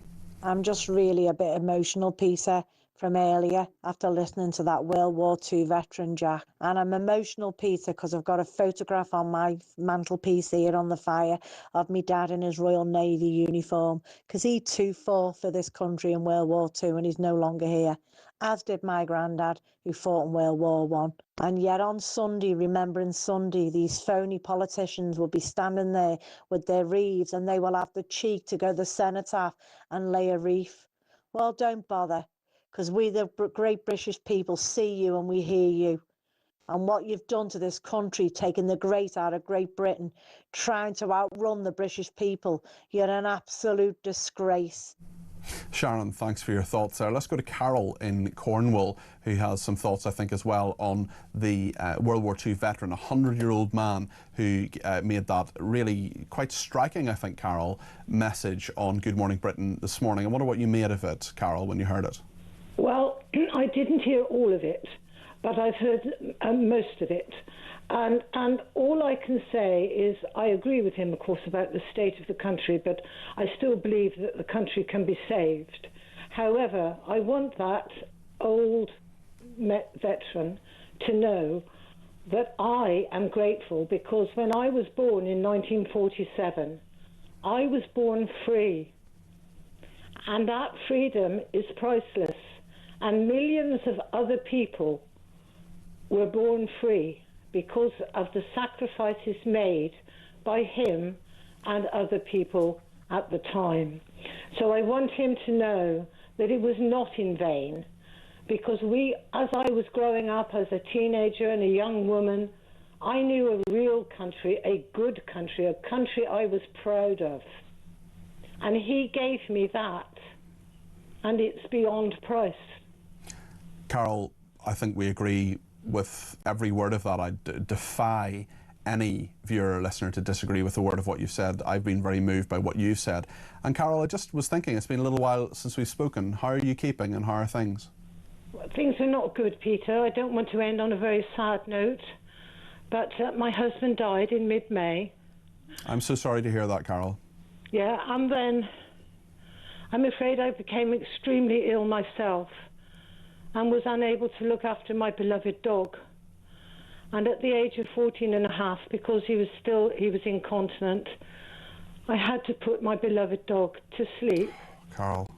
Because I was unable to look after him. And then spent 6 weeks in hospital undergoing life-changing surgery. So it hasn't been a good year, Peter, but I don't want to end on a bad note. Well, Carol, I'm so sorry you've been through all that, and I know that you feel, and you have said so incredibly clearly and articulately your pride in the veterans of World War II and the nation. Yeah. Absolutely, and can we end on that very positive note? Absolutely, Carol. Thank you. That is Carol in Cornwall area, who's been a regular caller. Hadn't heard from her in a while, so just asking her how she was. Carol, are you still there? No, she's just gone. She's just gone. I think I might try and give Carol a ring, actually, after the programme. She's a very, very valued caller, and we hadn't heard from her in a while, and I wondered why. So I might actually just give her a ring after the programme. If perhaps the producers behind the scenes could make sure I have her number, I'd be very, very grateful for that. Keith's in Huddersfield and wants to talk about the soldiers of our nation. Keith, you're very welcome to the programme. Good evening, Peter. Regarding the gentleman who was on the television, the 101-year-old, I think he was. 100 years old, yeah, that's right. Yeah, well, going back to when I was a young lad, I was 20-year-old, and I was considering joining army. My father was I think my father joined at 16. He was a paratrooper. Yeah. And he said that they'd been to try and persuade me to join, and what my father said to me then was, it's the finest institution you could ever wish to join, right? They'll teach you respect, discipline, which will be with you all your life, right? He says, but in wartime, it's a awful thing, right? And he wouldn't talk to me about anything else. And I worked with lads at a place called Joseph Sykes, what was in the war, and they wouldn't talk about it either.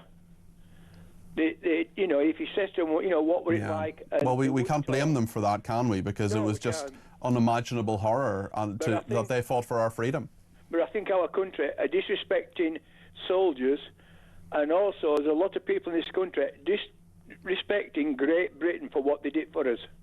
My generations had everything, and it were all because of them gentlemen and them ladies. You see doctors that went out. You won't see a doctor striking in forces now.